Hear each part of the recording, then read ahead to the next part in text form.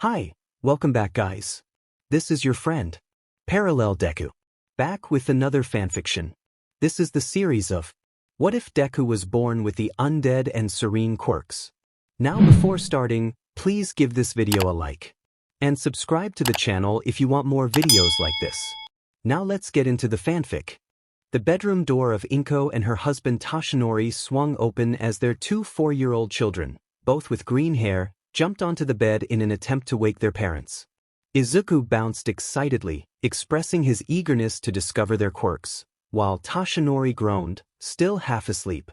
He urged the kids to go back to bed since they had an hour before they needed to leave, but their energy was infectious. Inko finally stirred, greeted by her children's enthusiasm. She chuckled and got out of bed to prepare breakfast for the family. The children were thrilled about the prospect of gaining cool quirks and dreamed of becoming the best heroes. After breakfast, the family got ready and left the house, heading to the doctor's office. Inko pondered what quirks her children might have, hoping they would be strong.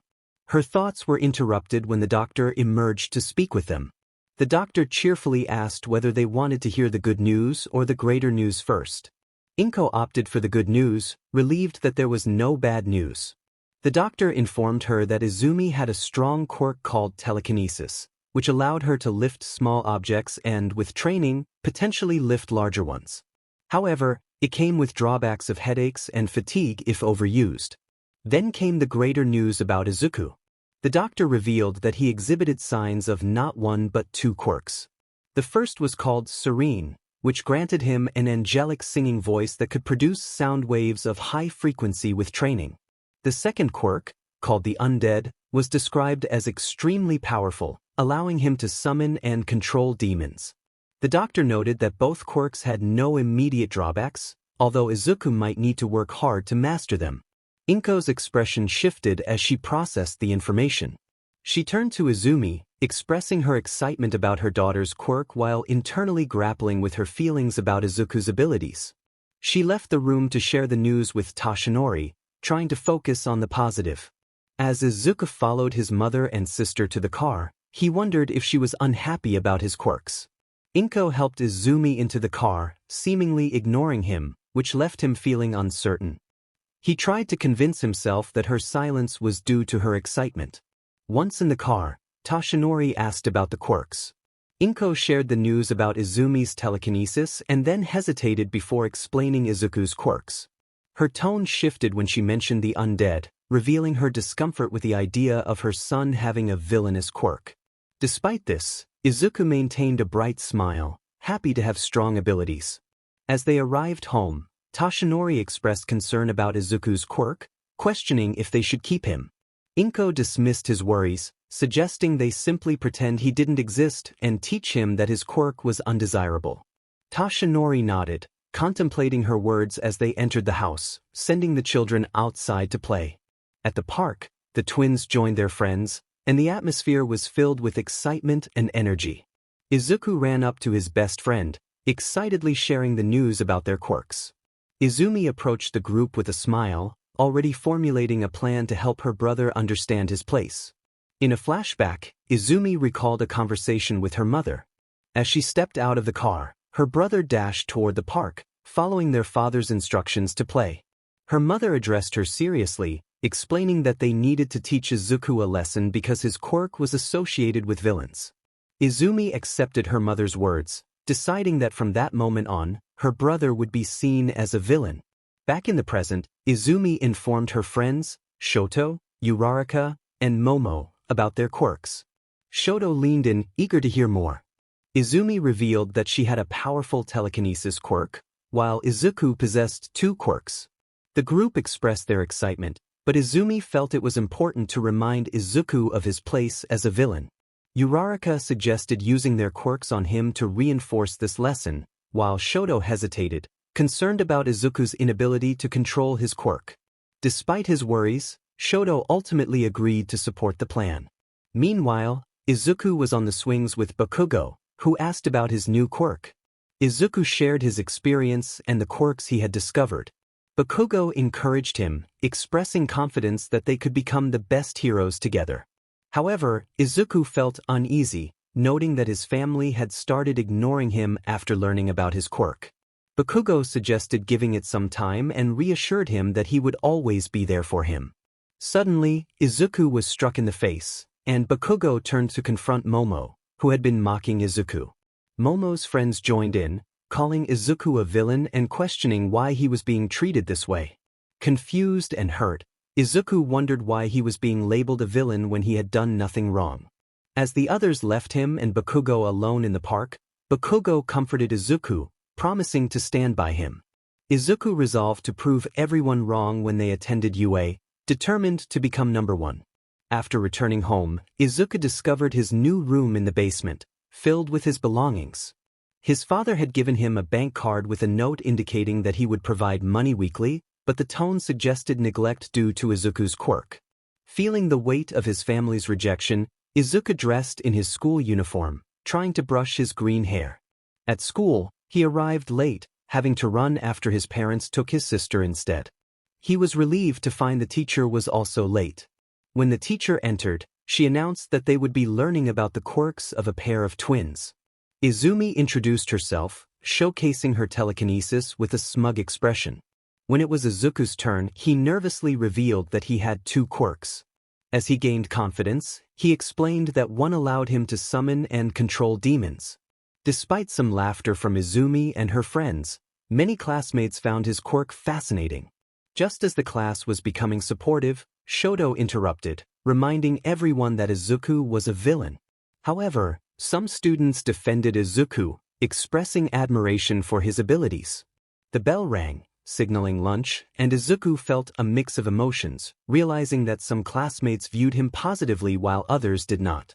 He headed outside to sit under a tree with Bakugo, feeling hopeful about the future. Izuku stood up, contemplating his quirks. He wondered how to assess their power. He decided to think of something that made him angry and see what happened. As he focused, thoughts of his sister filled his mind, and he felt a surge of emotion. Black markings began to appear on his body, surprising him as they spread across his arms, chest, and face. His friend, Katsuki, looked at him with admiration and remarked on his new appearance. Izuku playfully scolded him for his language, and just then, a purple flame flickered beside him as something emerged from the ground. Startled, Izuku exclaimed at the creature that had appeared. The being introduced itself, revealing that it was a demon summoned by Izuku. It explained that while most demons communicated telepathically, it was one of the few that could speak directly. The creature lay down, inviting Izuku to rest his head on it. Izuku hesitated but then complied, feeling the warmth radiating from the demon. Curious, Izuku asked for its name, but the demon replied that it had not been given one. Realizing he needed to name it, Izuku pondered a few options. He decided to name it Zero, thinking that using numbers would help him keep track of any future demons he summoned. Zero expressed gratitude for the name and then turned his attention to Katsuki, inviting him to join them. Katsuki approached, affirming his friendship with Izuku and their shared goal of becoming the best heroes. As they talked, they discussed Izuku's family situation and agreed that he would stay with Zero until he could attend UA, as he felt his mother and Toshinori were not supportive. Later, as Izuku walked home from school, his stomach grumbled, reminding him it was time to eat. He stopped at a shop to buy dinner and some groceries for his fridge. After saying goodbye to Katsuki, he headed home, hoping to avoid any trouble. Once inside, he thought about the training he needed. He summoned Zero again, asking for help with his training ideas. Zero agreed but suggested that another demon, resembling a wolf, should stay with Izuku for companionship and protection. Izuku quickly agreed and summoned the new demon. The wolf-like demon introduced itself as Fong, explaining that Zero had given it a name. Izuku was impressed and delighted by Fong's name, appreciating its sharp canine features. He felt a sense of comfort and excitement, knowing that with the help of Zero and Fong, he could train hard and pursue his dream of becoming a hero alongside Katsuki. As night fell, Izuku prepared for sleep, inviting Fong to join him. He nestled into Fong's fur, feeling safe and content, and soon drifted into a deep slumber, eager for the challenges and adventures that awaited him in the morning. Katsuki was reflecting on the past year. It had been a year since he and Izuku had developed their quirks, a year since Izuku had faced bullying and neglect from his family, and a year since he had met Zero and Fong. As he yawned, he noted the time. It was already 7 a.m. He got out of bed and made his way downstairs. "Good morning, old hag," he teased his mother, who playfully shouted back at him. He asked her the time while finishing his toast and headed back upstairs. She replied that it was 7:30, and he thanked her before rushing to get dressed. At school, Izumi suggested that Katsuki should join their group to become the best five with their powerful quirks. Katsuki decided to play along, feigning innocence as he asked if she really wanted that. He knew she had a crush on him, having overheard her talking to Momo about it. He added that Izuku should know his place, which made Izumi grin widely. Just then, he spotted Izuku entering the classroom. Uraraka chimed in, saying that Izuku's friend claimed he didn't want to be friends anymore. Katsuki quickly clarified to the class, who were either friends with Izuku or had a crush on him, that he hadn't said that. The responses of "no" and "never" echoed around the room as Izumi's group huffed and left. 4 years later, Katsuki and Izuku had grown closer. Izuku had learned to control his markings, which only appeared when he used his undead quirk. He had been training with Fong and Zero and had discovered a love for singing thanks to his Serene Quirk. He could now heal himself and others, although he rarely chose to heal anyone unless he trusted them. He played the guitar and had developed powerful high-frequency attacks while playing upbeat songs. Katsuki had become stronger too, and they often sparred together. Despite the harsh words from his family, which included names like villain, scum, and mistake, Izuku had built a tolerance to pain. He played chess with Nezu, the principal of UA, who had become a father figure to him, always sending gifts on his birthday and providing support during tough times. At age 10, Izuku had taken on a hacking job to assist Nezu and others with information they needed. He had developed a shadow manipulation ability that complemented his undead quirk, allowing him to command shadows around him. Now standing at 5 feet 3 inches with a toned physique, he wore his shoulder-length hair half up in a man bun. He had learned that Inko, his so-called mother, was the number 11 hero, Esper, and that Toshinori was actually All Might, the number 1 hero. Initially, this revelation had bothered him, but it no longer did after meeting his idol during a visit to Nezu. Eraserhead, now his uncle, and Endeavor, who was also a kind uncle, had helped him with issues he faced, including training harder when it came to shoto. Katsuki had grown taller, now standing at 5 feet 4 inches, and had learned to store his quirk energy for a powerful release. On the last day of school at age 14, Shoto sat in class, feeling sore from the training he had endured. He was frustrated with Izuku, who had told his father about the bullying. He scanned the room for Momo, his girlfriend, and smiled when he spotted her.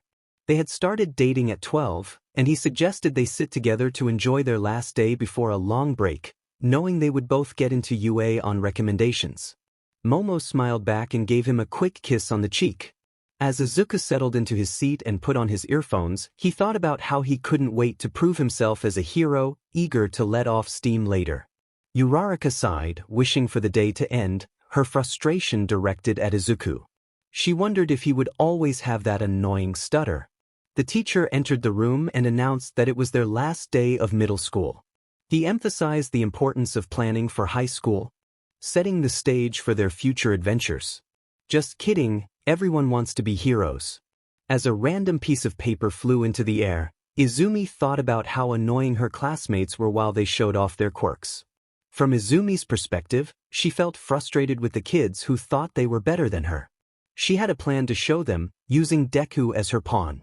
As she began to levitate him, she could see the confusion on his face. He stuttered, asking her what was happening, and her grin widened with mischief. When she finally let him drop, he landed with a thud, exclaiming in pain. Izumi smirked, thinking that he deserved it for being a villain.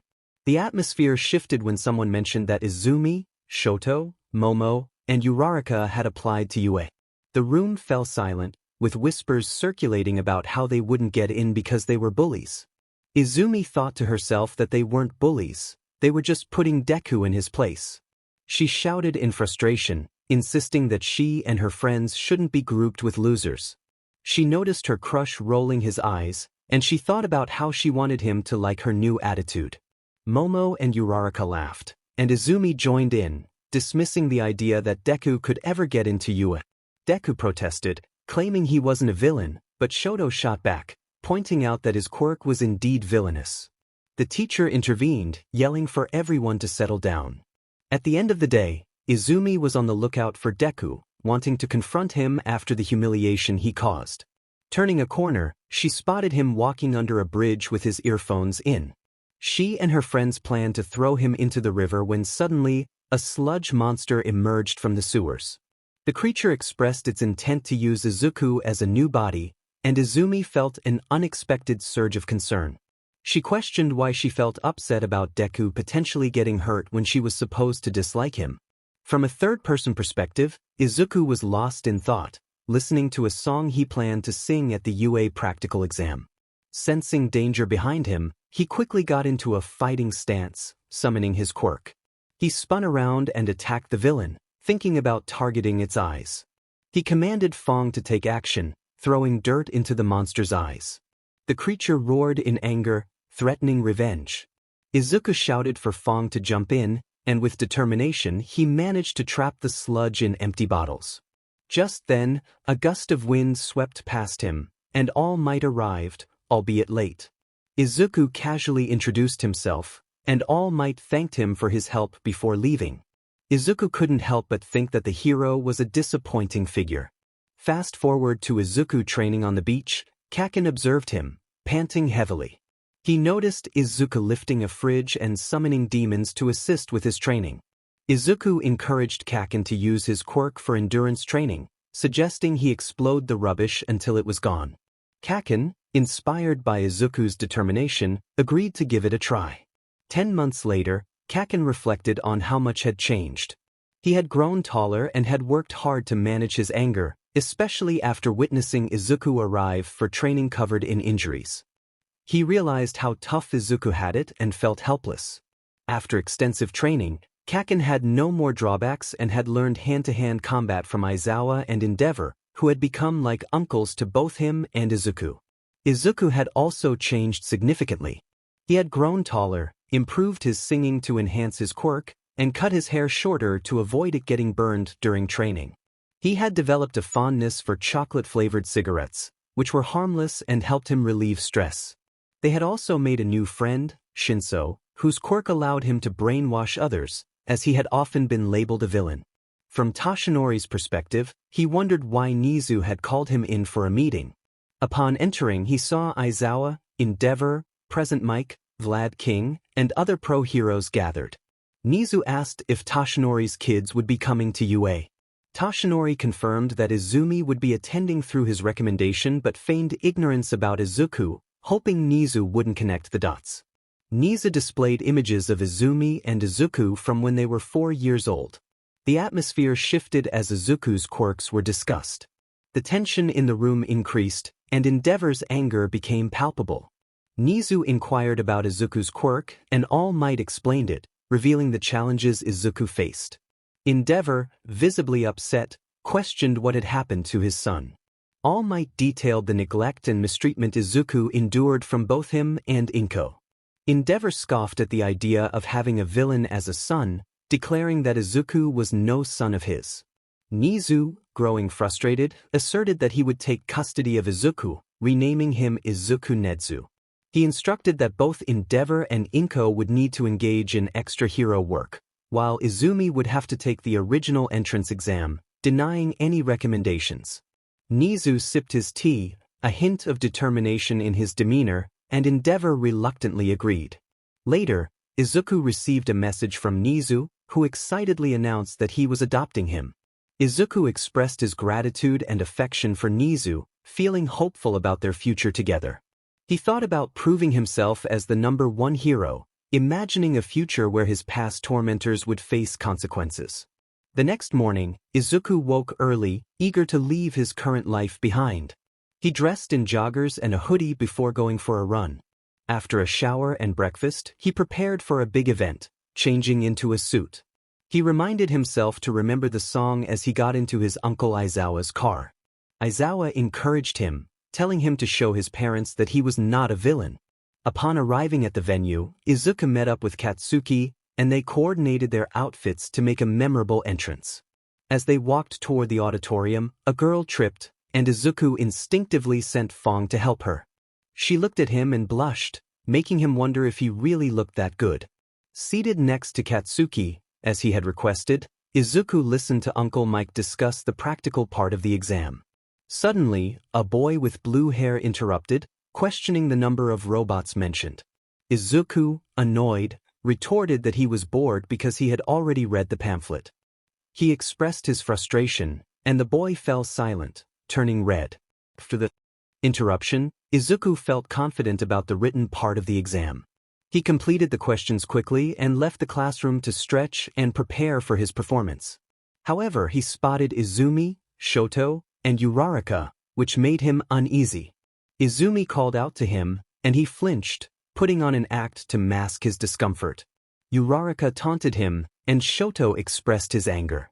Izuku walked away, waiting for Katsuki to join him, determined to stay focused on his goals. Izuku Yagi, aged 4, had a unique quirk called Undead, which allowed him to summon demons from the depths of hell and command them as he wished. He could also heal himself, and his quirk had no drawbacks. Alongside this, he possessed another quirk, Serene, granting him an angelic voice when he sang, which he sometimes used in battle to enhance his presence, though it had no real combat benefits. Izumi Yagi, Izuku's twin sister, also aged 4, had a quirk called telekinesis, enabling her to lift small objects and, with enough training, even a building. However, using her quirk would lead to headaches and fatigue. She would also inherit one for all. Toshinori Yagi, at the age of 40, had the quirk One for All, which enhanced his strength. Inko Yagi, aged 38, possessed the quirk Object Attraction, allowing her to pull small objects toward her. Katsuki Bakugo, also aged 4, had the quirk Explosion, which enabled him to turn his sweat into explosions at his fingertips. As Katsuki looked for Izuku, he spotted him pretending to be weaker, a tactic he had mastered. Katsuki thought to himself that Izuku was good at this act. When Izuku approached and hugged him, Katsuki felt a sense of warmth. It had been a while since they shared such a moment.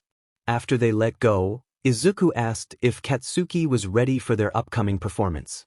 Katsuki confirmed he was prepared and inquired if Izuku had his guitar and amplifier. Izuku replied affirmatively, mentioning he had a song in mind that would showcase both their quirks and make them look impressive. Katsuki considered this, believing it would be a perfect opportunity for Izuku to stand up against his tormentors and demonstrate his superiority, given that his quirk essentially made him the king of demons. He then asked what song Izuku had chosen.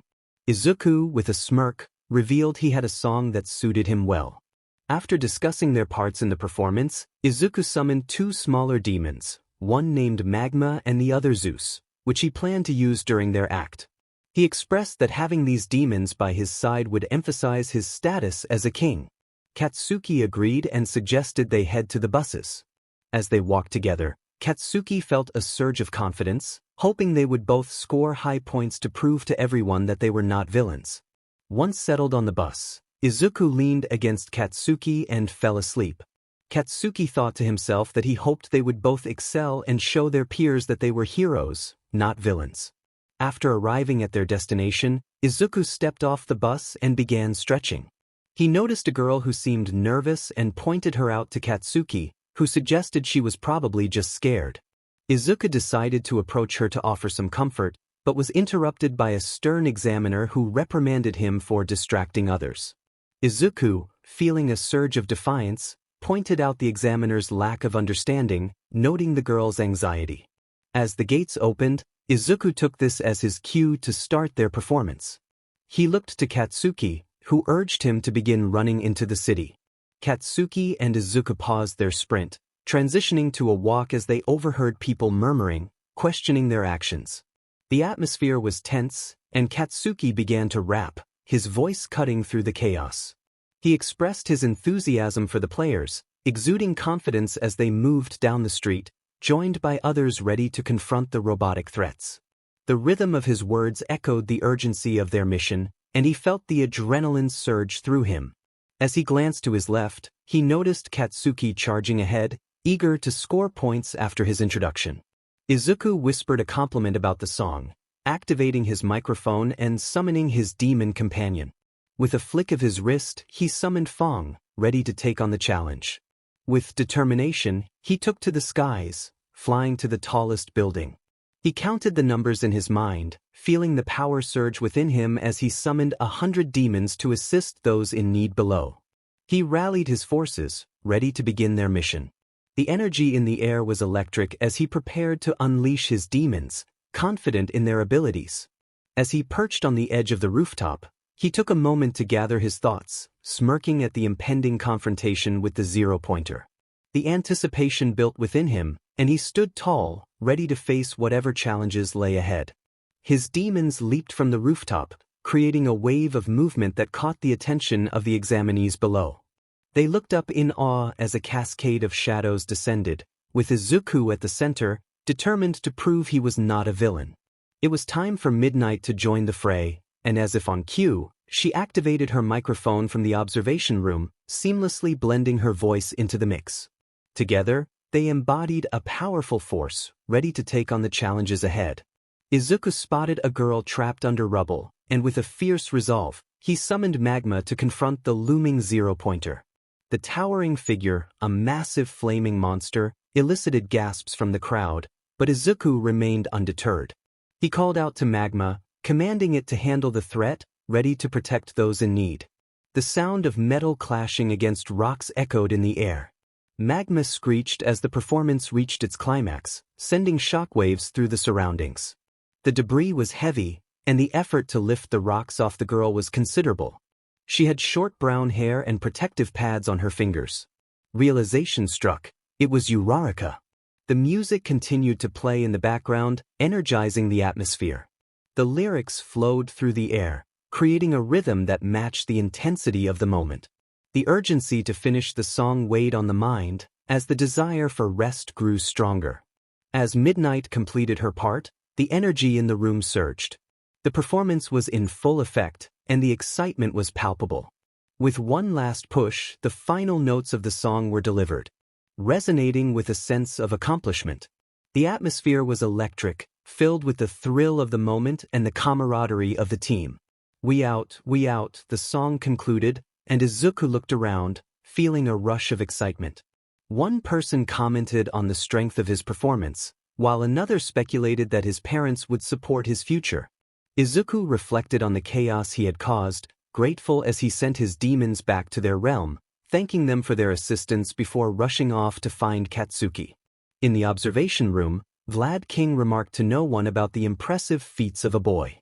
The bear mouse creature responded, revealing that the boy's name was Izuku Nezu and that he was his son, which caused gasps throughout the room. All Might interjected, insisting that Izuku was his son. Endeavor countered, stating that All Might had lost that right when he had abused Izuku, calling him a villain. He warned All Might to stay away from his nephew, his flames intensifying as he glared at his former friend. All Might, feeling a mix of anger and regret, thought about how he would bring Izuku into the family as he stormed out of the room in search of his daughter. Katsuki, meanwhile, was racing to the front of the school, eager to see his green-haired friend. He thought about how he had likely outperformed Izuku in points. As he spotted him, he called out, asking if Izuku was heading home. He planned to get some rest after the day's events and assured Izuku he would see him at school, confident that his friend had made it in. The sun streamed into Katsuki's room, waking him up. He grumbled about the brightness as he got dressed and headed downstairs, where his mother greeted him. She mentioned finding a photo of him and Izuku and offered to show it to him. She returned with the picture, cooing about how cute they looked together. Katsuki took the photo, muttering a thank you as he made his way to the kitchen, thinking about visiting Izuku when the letter arrived. He pulled out his phone and messaged Izuku, reminding him not to open his letter without him. Izuku replied that he had already received it and that their dads and Uncle Shoto were waiting for him. Katsuki decided to jog to Uncle Nezu's house, thinking it would be a good way to train while he made his way there. As I approached the corner of the street where Aizu had moved last week, I walked the rest of the way with a letter in hand. After knocking on the door, I waited for a couple of minutes before Nezu answered. He greeted me warmly, asking if I was there to see the results with Izuku. I reassured him that Katsuki was fine, not needing to call me Bakugo, as he led me into the living room where Uncle Enji, Aizawa, and Aizu were waiting. Aizu asked if I had received my letter, and I confirmed that I did. I then proposed that I open mine first. Nezu suggested I go first since I was the guest, and Enji chimed in, eager to know the results. Aizawa commented on the children's impatience. As I tore open the letter, a small disc fell onto the table. I decided to turn off the lights, and when I sat back down, the hologram of All Might appeared. Excitedly, I shouted his name, but everyone hushed me, urging me to listen. All Might addressed me, congratulating me on passing the entrance exam with an impressive score of 96 villain points and 34 hero points, totaling 120 points. He welcomed me to UA and informed me that I was in Class 1A. The disc then exploded in a burst of light. I celebrated my acceptance, teasing Aizu to hurry and open his letter. Aizu activated his disc, and the room fell silent once more. The hologram of a tired Aizawa appeared, announcing that Aizu had passed with 175 villain points, surpassing All Might's score, and 75 hero points, totaling 250 points. He was also placed in Class 1A. Enji playfully criticized Aizawa for his lack of enthusiasm, but Aizawa simply grinned, explaining that he knew Aizu preferred brevity. In a surprising moment, Aizu expressed his gratitude to everyone for their support, even though he felt like a villain. The atmosphere shifted as everyone processed his words. Aizu reassured us that he wouldn't become a villain but intended to show those who doubted him the consequences of their actions.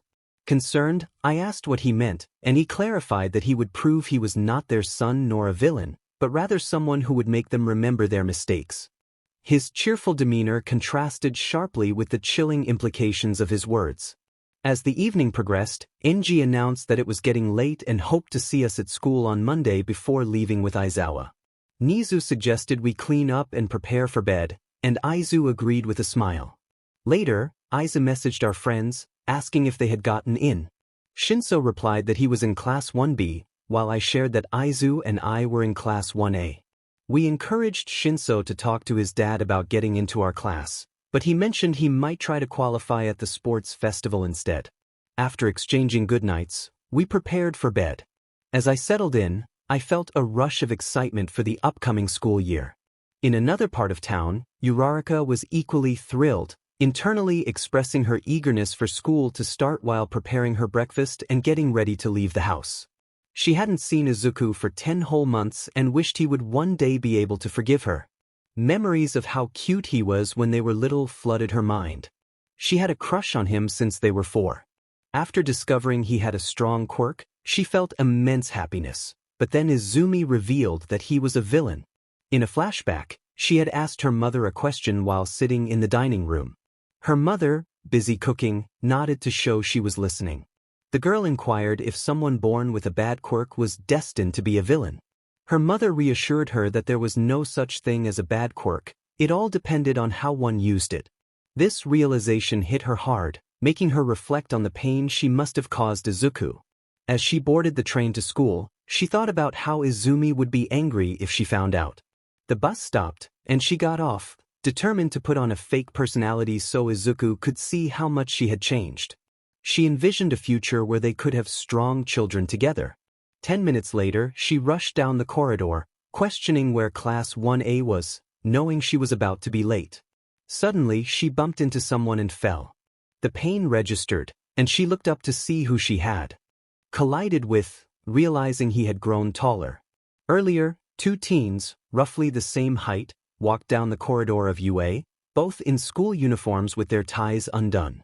One, with green hair, was 6 feet 4 inches, and the other, with ash blonde hair, was 6 feet 2 inches. They were heading to their class, and Izuku grumbled about not getting enough sleep the previous night as they entered the room. Katsuki sat at his desk, propping his feet up on the table when a blue-haired student barged in, demanding he remove his feet. Katsuki retorted, and Izuku stepped in to apologize for his friend's behavior. The blue-haired student introduced himself as Tenya Ida and bowed, but Izuku walked to his seat, only to be bumped into again. The girl in front of him exclaimed in surprise at the collision.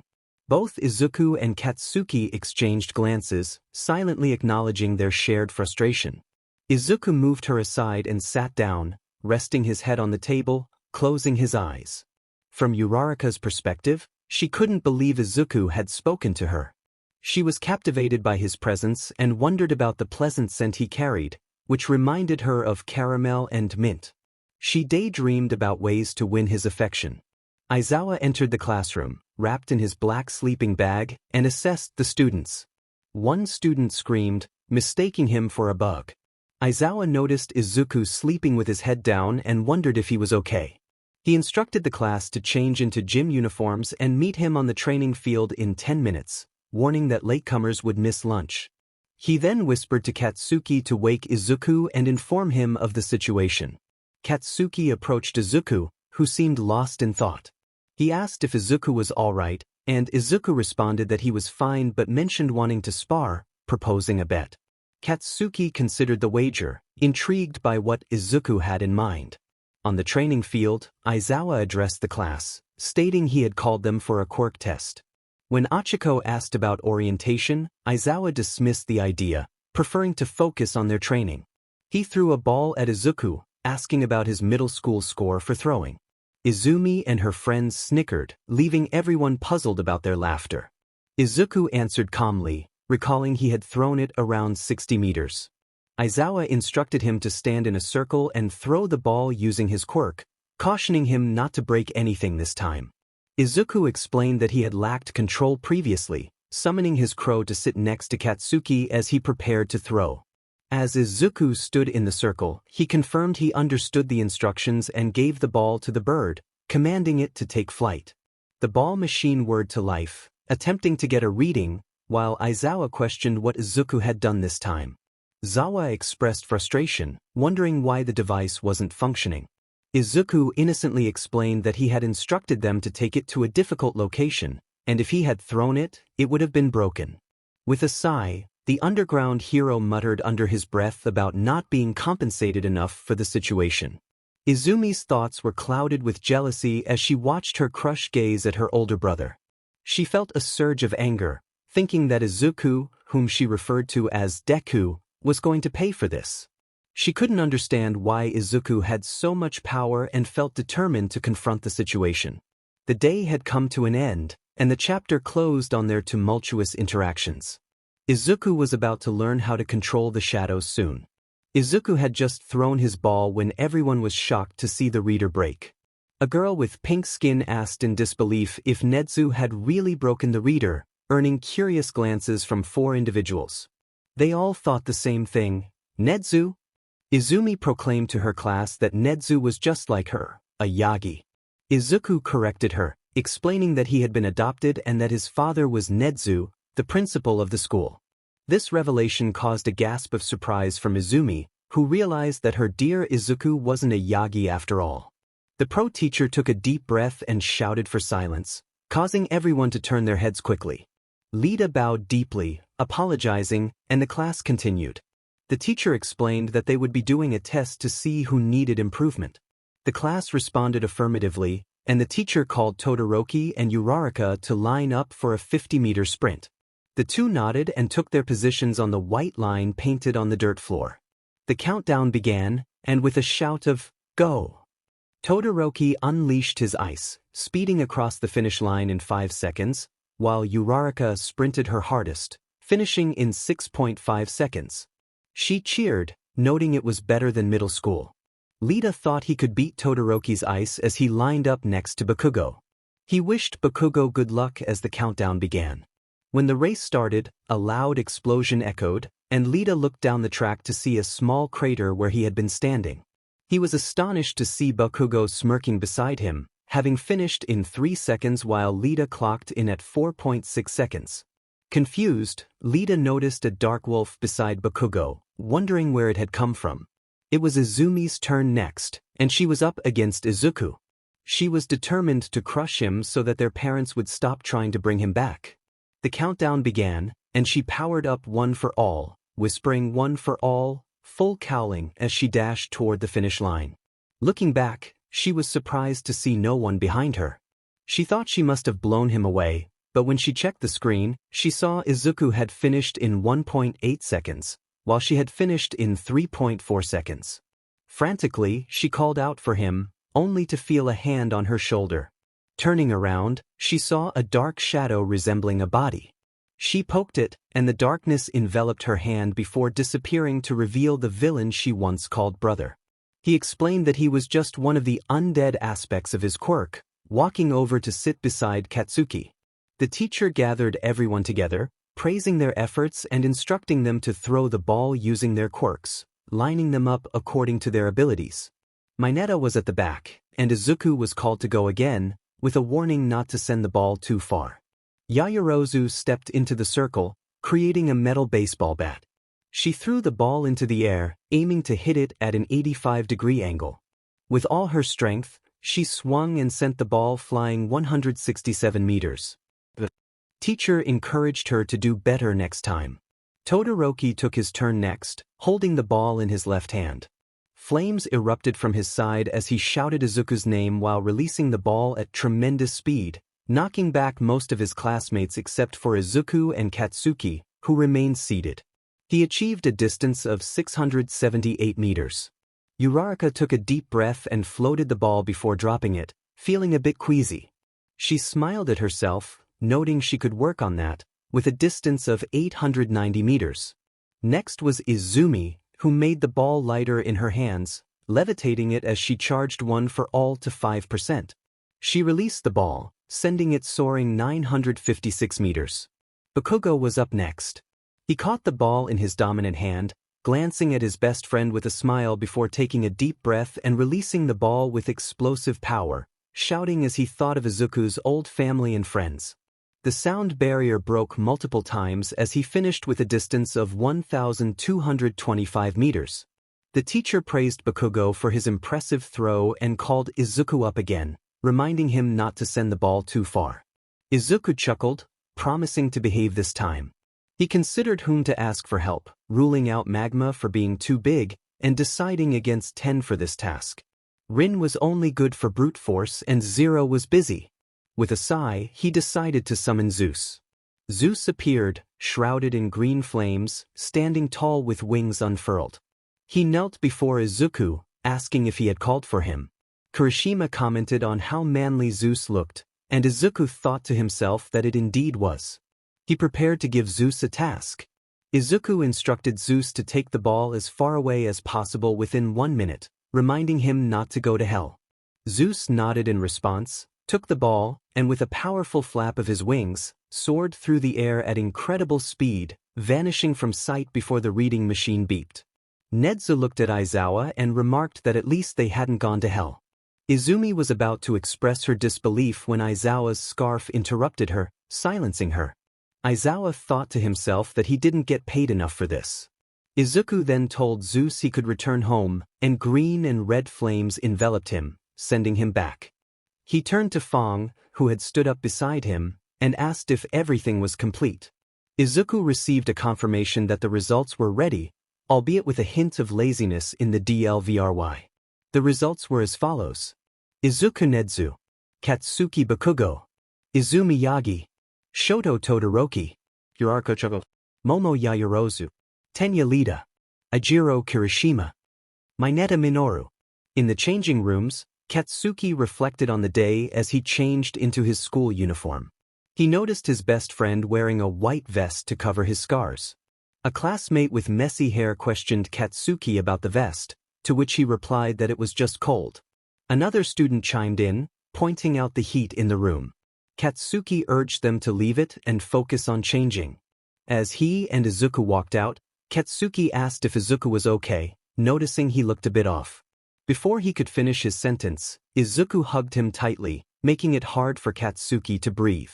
After a brief apology, Katsuki chuckled and returned the hug, feeling excited about the upcoming weekend. He inquired about their sparring match and the bet they had planned. Izuku confirmed he was on board, but they were interrupted by their classmate with purple hair, who teased them about their display in the corridor.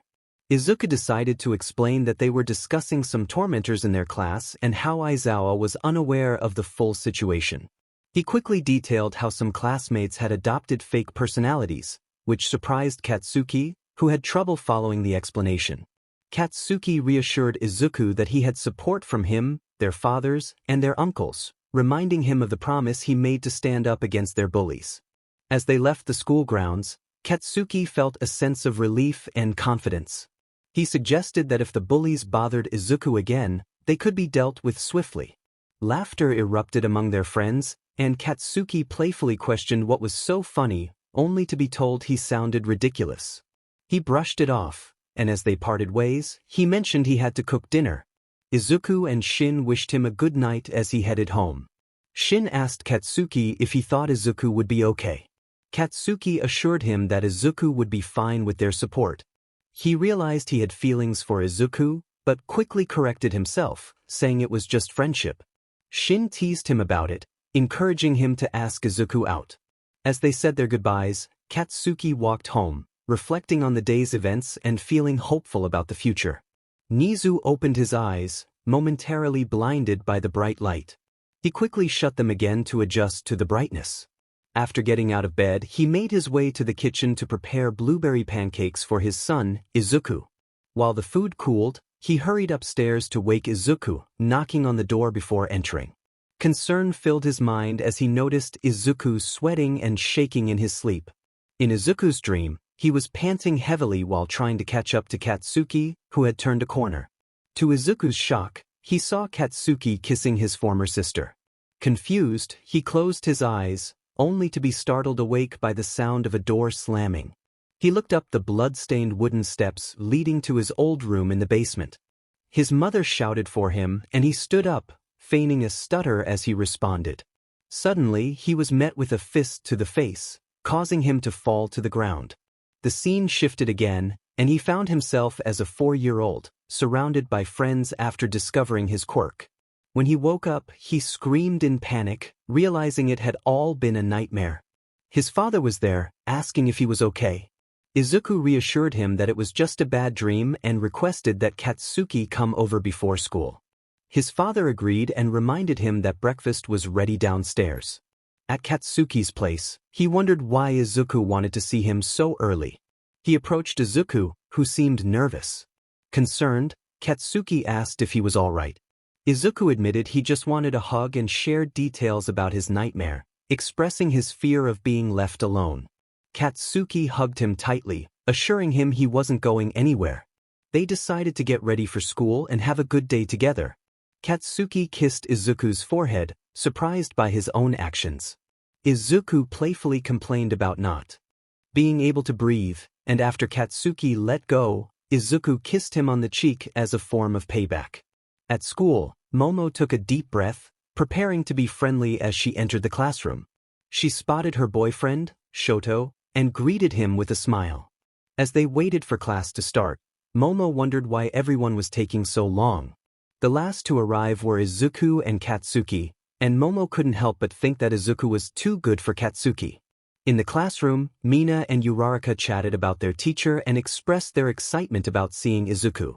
They made a playful bet to see who could win his affection, unaware of Momo's disapproval. Just then, All Might burst through the door, announcing their arrival. His wife, a pro-hero, was visibly emotional upon seeing Izuku, contemplating the potential of his quirk. All Might announced that they would be doing battle training, which excited both Katsuki and Izuku. The class buzzed with anticipation as All Might introduced hero costumes, prompting cheers from everyone except one uninterested student. In the changing room, Kaminari entered to find a purple-haired student staring intently at a wall, seemingly mesmerized. Curious, he approached and discovered that the student was drooling, having found a hole in the wall that had been passed down from older students. The group gathered, and excitement filled the air as they waited for everyone to arrive. One of the younger students, feeling a bit nervous, made a comment that caught the attention of Todoroki, who responded in his usual cold tone. The boy quickly apologized and hurried off to change, followed by another student.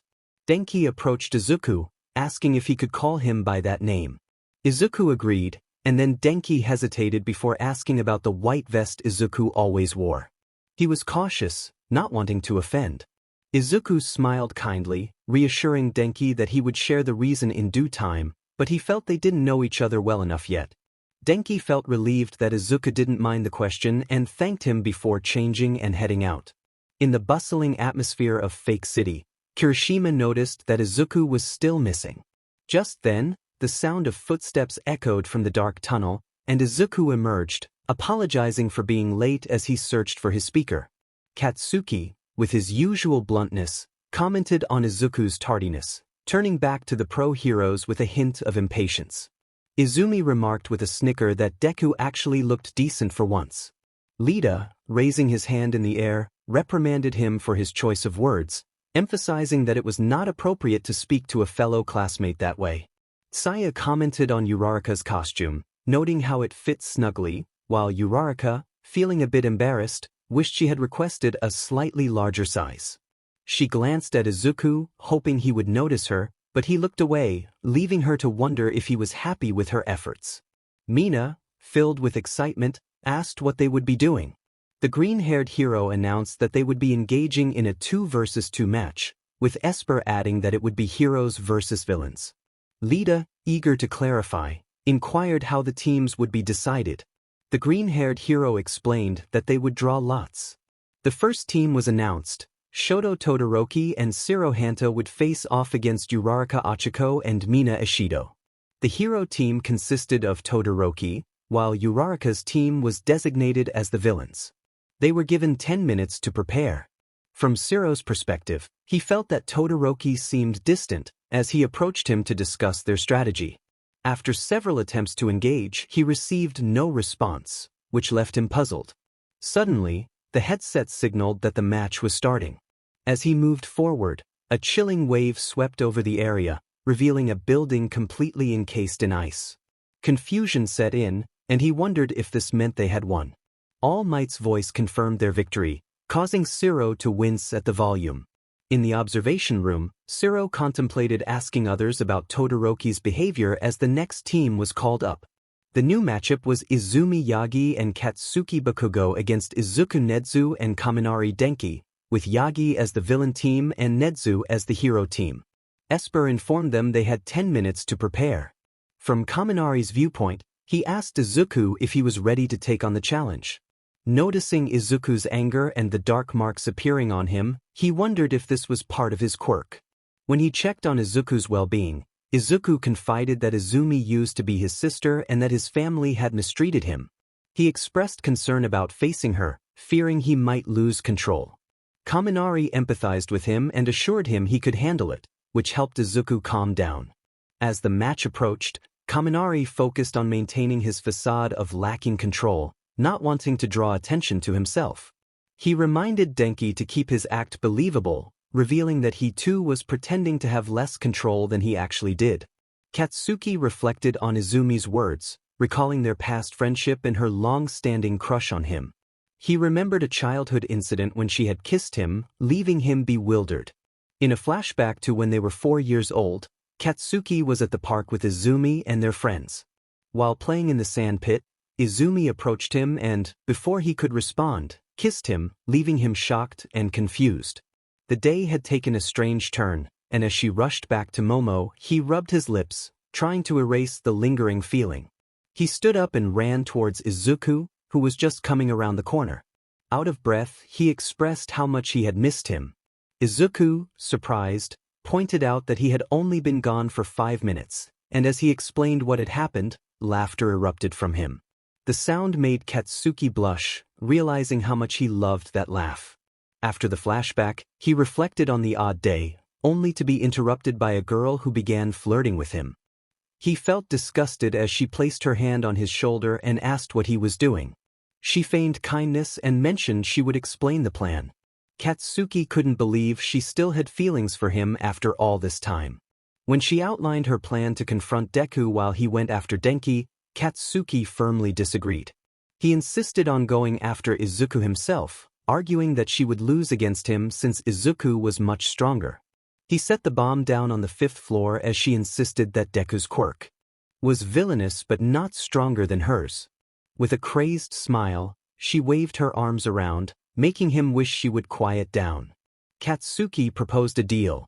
If she let him go after Izuku, she could make him do anything she wanted if they won. Her face flushed red at the suggestion. Izumi watched from a window, hoping he would keep his promise.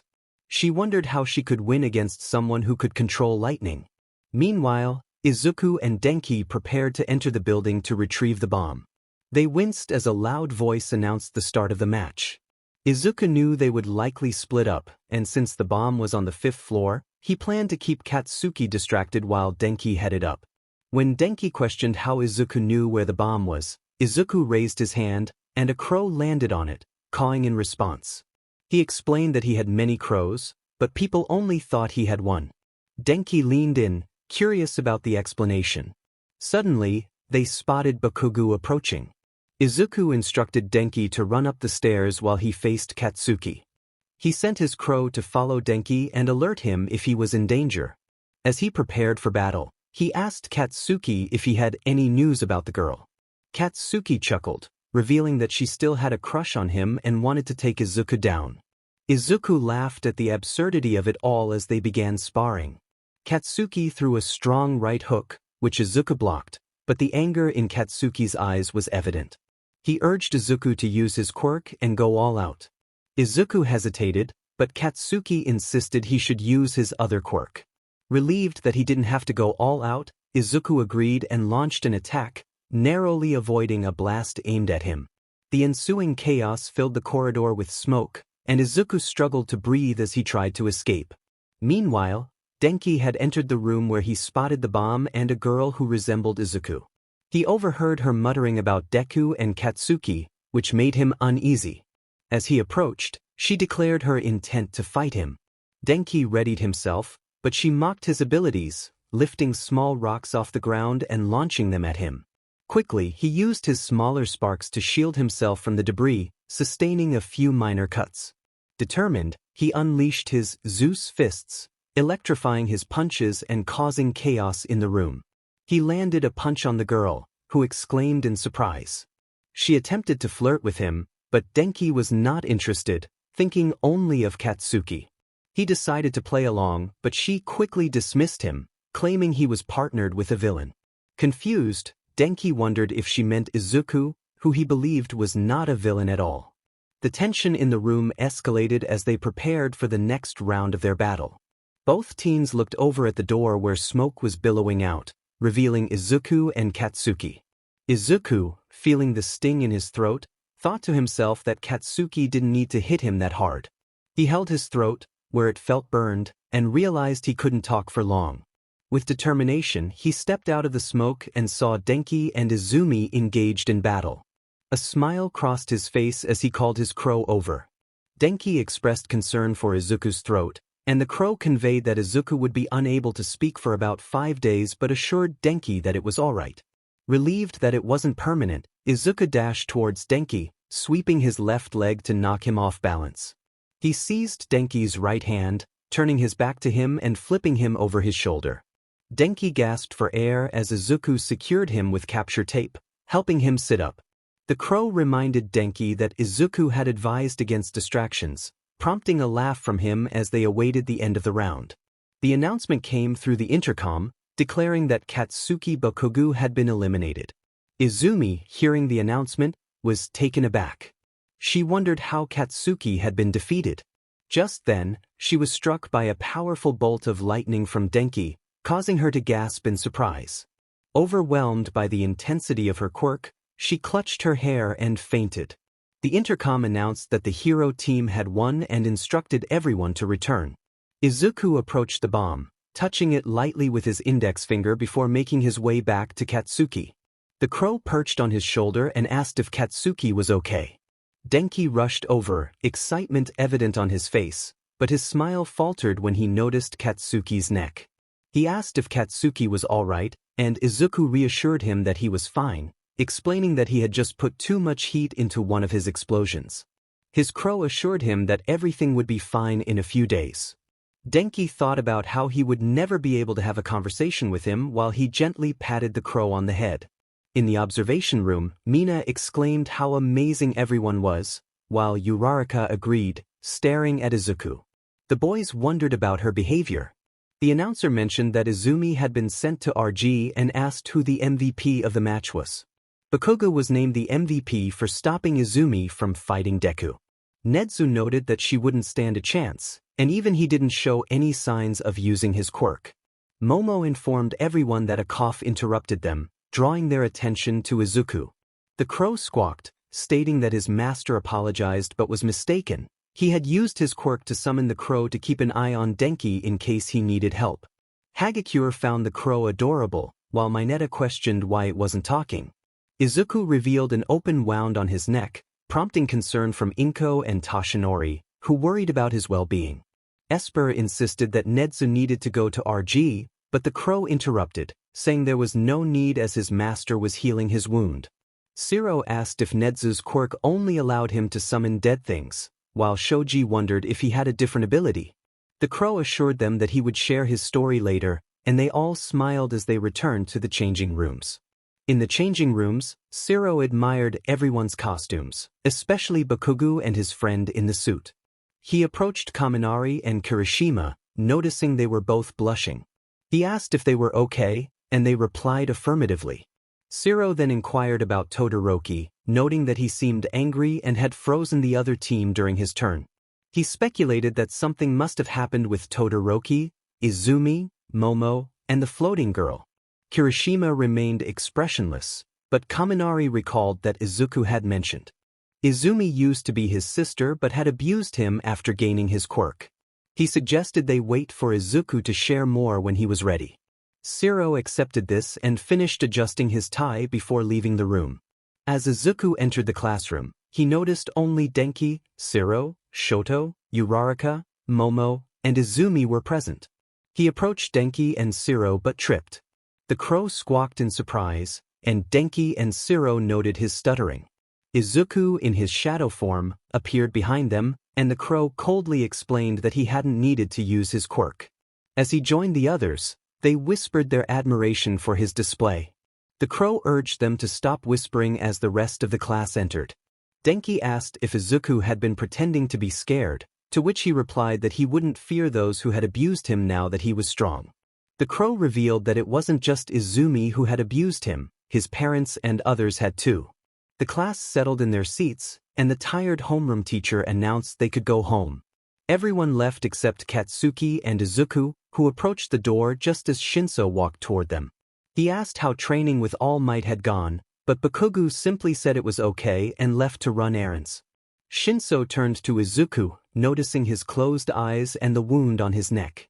He gasped in concern, but the crow reassured him that Izuku was fine, just tired. The crow explained that he could now communicate through him, which surprised Shinso. As they exchanged goodbyes, Shinso stroked the crow, Fong, and asked if he had a good day. Later at home, Nezu heard a loud noise and guessed that Izuku was back. He called out to him but received no answer, prompting him to check on his son.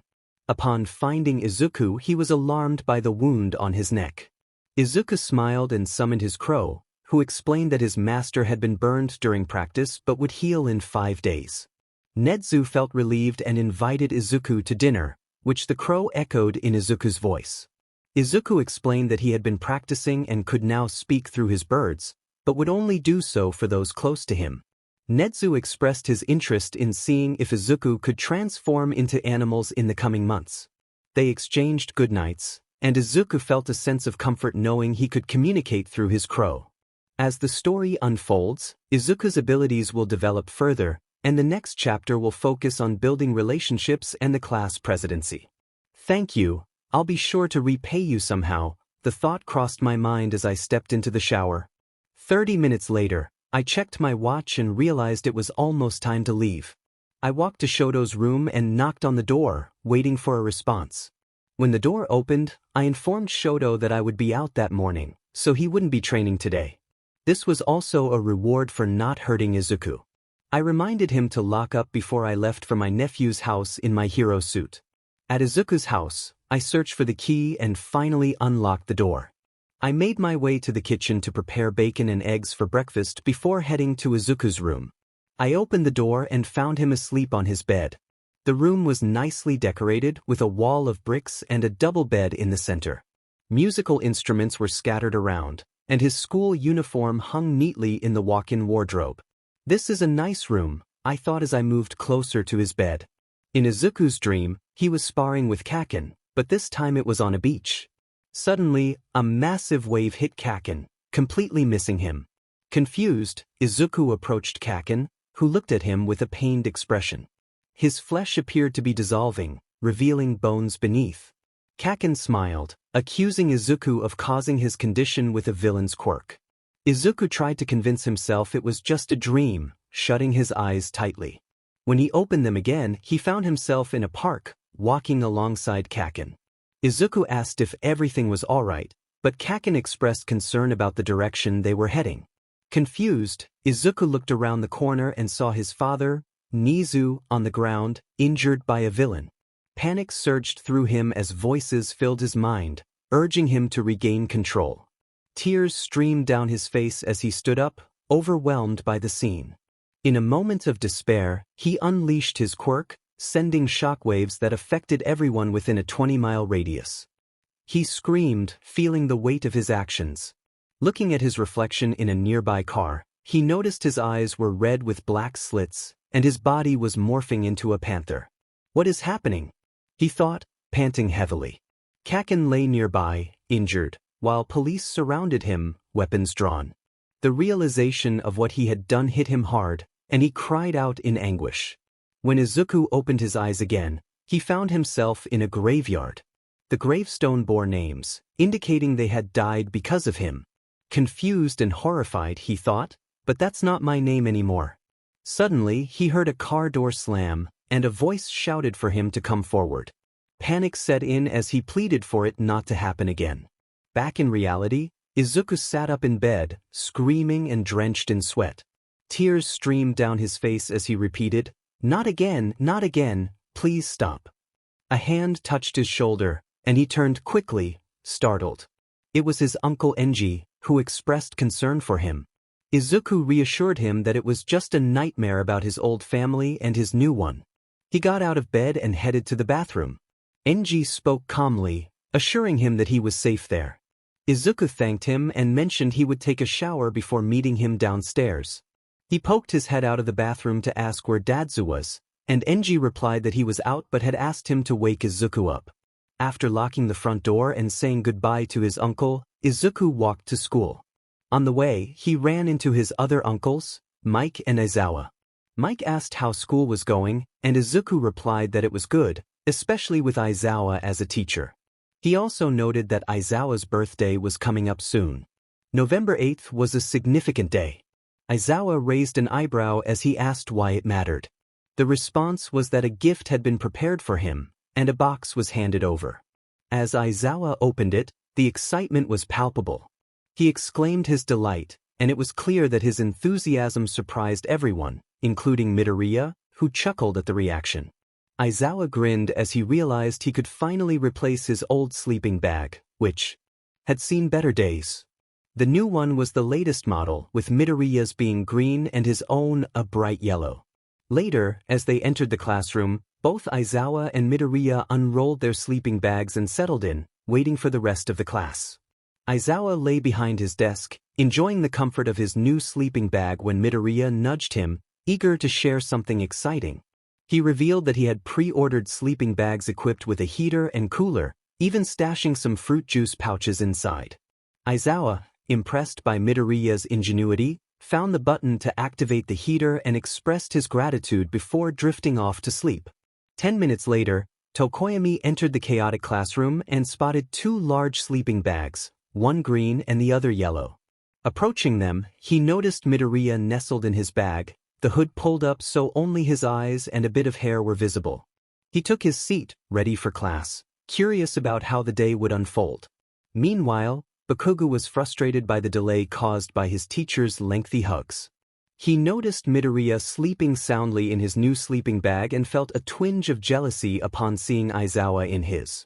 He pointed out that they had both gifted Aizawa the sleeping bag, but Midoriya seemed to be the only one getting credit for it. He warned the class not to wake Midoriya, who had been struggling with nightmares. As the class began, Aizawa attempted to address them, but Lita interrupted with a question about the process for selecting a class president. Aizawa sighed and indicated he didn't care how it was done, then settled in for a nap. The noise level rose, prompting Bakugo to shout for silence, inadvertently waking Midoriya. The class froze, fearing the consequences of disturbing him. Midoriya emerged from his sleeping bag, towering over Izumi, who had inadvertently kicked his chair. He demanded to know who had woken him up, his presence commanding attention. The class, in a panic, pointed to Izumi, who stood frozen in place. Midoriya's imposing figure loomed over her, and he questioned her motives. She stammered an apology, and Bakugo, unable to hold back, playfully punched Midoriya in the gut, teasing him about his dramatic reactions. After the commotion settled, Lita suggested a hands-up vote for class president. The results were tallied, and Midoriya was elected, with Bakugo as vice president. Just as the bell rang for lunch, the class began to disperse. At Izumi's table, she sat with Momo, Uraraka, Shoto, Mina, Lita, Hagakure, and Jiru. Momo brought up a conversation she had overheard about Midoriya, causing a hush to fall over the table. Izumi feigned ignorance, but Shoto comforted her, assuring her that it was nothing to worry about. At Midoriya's table, Bakugo, Denki, Kirishima, Siro, and Shoji were curious about his past and quirks. Denki asked if Midoriya could share more about his abilities. Midoriya took a deep breath and explained that he had two quirks. The first, Serene Voice, allowed him to produce sound waves and create illusions. He also mentioned that he was working on a song about his past. He then revealed the darker side of his second quirk, Undead, which allowed him to summon demons, heal himself and others, and manipulate shadows. He introduced Fong, his wolf companion, who confirmed his loyalty. The table was taken aback by the revelation, and Bakugo expressed his frustration at not knowing sooner, realizing that their friendship had been built on secrets. The others echoed his sentiments, and as Midoriya continued, they listened intently, captivated by the depth of his abilities and experiences. Izuku was there to support his lord during tough times, and he considered himself quite a comfortable cushion to rest on. The others gazed at him with wide, starry eyes, impressed by his presence. He acknowledged that this was part of the reason he had been bullied. With a swift motion, he sent Fong back to his realm and casually mentioned that they resided in hell. Suddenly, a loud alarm blared, signaling a level 3 breach. Izuku's mind raced as he glanced out the windows down the corridor and spotted the press gathering outside. When asked about the breach, he explained that someone had broken in, all while being jostled by the crowd of students rushing around him. It was frustrating. He decided to take control of the situation. With a commanding presence, he told everyone to stop pushing and to form a single line, pointing out the press outside and urging them to move along. The students thought they had made a wise choice in following him. As the day came to an end, Izuku settled into his sleeping bag and summoned Fong, who appeared much larger than before. Climbing onto Fong's back, he expressed his hunger and requested to be taken to Zawa's house since Zawa was out. At the house, Shinso opened the door and noticed Izuku arriving on his canine companion. Fong squeezed through the doorway, playfully flipping Izuku off. Izuku mumbled in response, questioning the dog's antics. Fong reminded him that he had requested food, prompting Izuku to approach him, only to be met with black flames. Fong had returned from hell, and Izuku found it quite bothersome. The others laughed at his predicament, and he sat down to enjoy his favorite dish, katsudon, thanking his friends for it. Later, in class, Izuku pretended to sleep with his head resting on his arms, wrapped in his black sleeping bag. The sound of chatter surrounded him, and he longed for snow as Christmas approached. He overheard some classmates discussing a villain quirk, which piqued his curiosity. Peeking out from his sleeping bag, he spotted 4 of his tormentors talking to the invisible girl, finding it irritating. With a sudden burst of energy, he sprang out of his sleeping bag and dashed outside, leaving his classmates bewildered. They exchanged confused glances, wondering what had just happened. Some speculated that he had simply thought of a song he wanted to write, as this was a common occurrence whenever inspiration struck him. Katsuki decided to follow Izuku, wanting to catch him singing since it had been a while. He climbed the stairs slowly, anticipating a good performance. At the top, he paused, listening intently. He could hear Izuku instructing Zero on how to play the drums, discussing the potential strain on his throat from singing too loudly. Katsuki was surprised to learn that it could hurt Izuku's throat, but he knew it would be worth it, as Izuku had tested it before and only experienced temporary discomfort. The situation was promising, and excitement filled the air. One of the boys had come up with the idea just 10 minutes earlier during class, inspired by the chatter around him. As he opened the door, it creaked loudly, drawing the attention of his companion, who jokingly remarked about their antics. From Aizawa's perspective, he couldn't help but feel frustrated with his students constantly running off. He hurried to the roof to find the two boys who had skipped English class for reasons unknown. Kicking open the door, he activated his quirk and confronted them, noting the pages of music notes scattered around. Aizawa inquired if the notes represented a new song, to which one of the boys confirmed it was indeed a new creation. Aizawa decided to let it slide, instructing them to prepare as they would be leaving soon. On the bus, Izuku and Katsuki found that every seat was taken except for those next to Aizawa. Izuku pointed to their teacher, hoping to settle in for a nap. Katsuki, with a bored expression, agreed, and they both settled down, Izuku drifting off to sleep against Katsuki. As the bus ride continued, Tsuyu asked her classmates what they thought the day's activities would entail. Suggestions flew around, ranging from search and rescue to quirk training. The bus came to a halt, and everyone disembarked, with Aizawa carrying Izuku under his arm as they approached their instructor, 13. Aizawa learned that All Might would join them later, and he prepared the class for a day of quirk training in unfamiliar environments. The students were excited, especially when they noticed the black portal at the bottom of the stairs, which hinted at the presence of fake villains.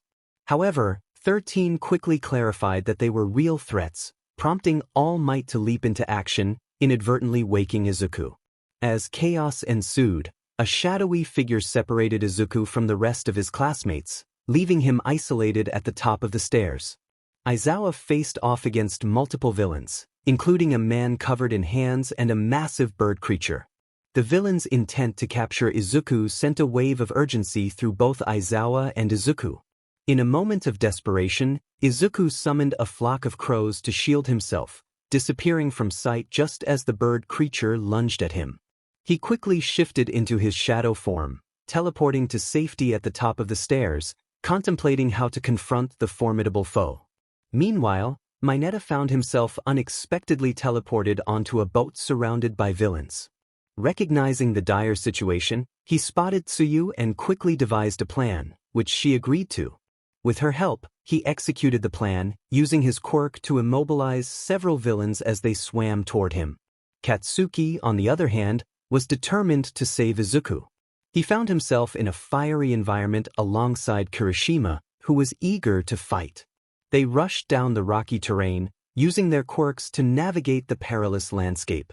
Katsuki felt a sharp pain after colliding with a wall but quickly regained his focus, ready to take on the villains threatening his friends.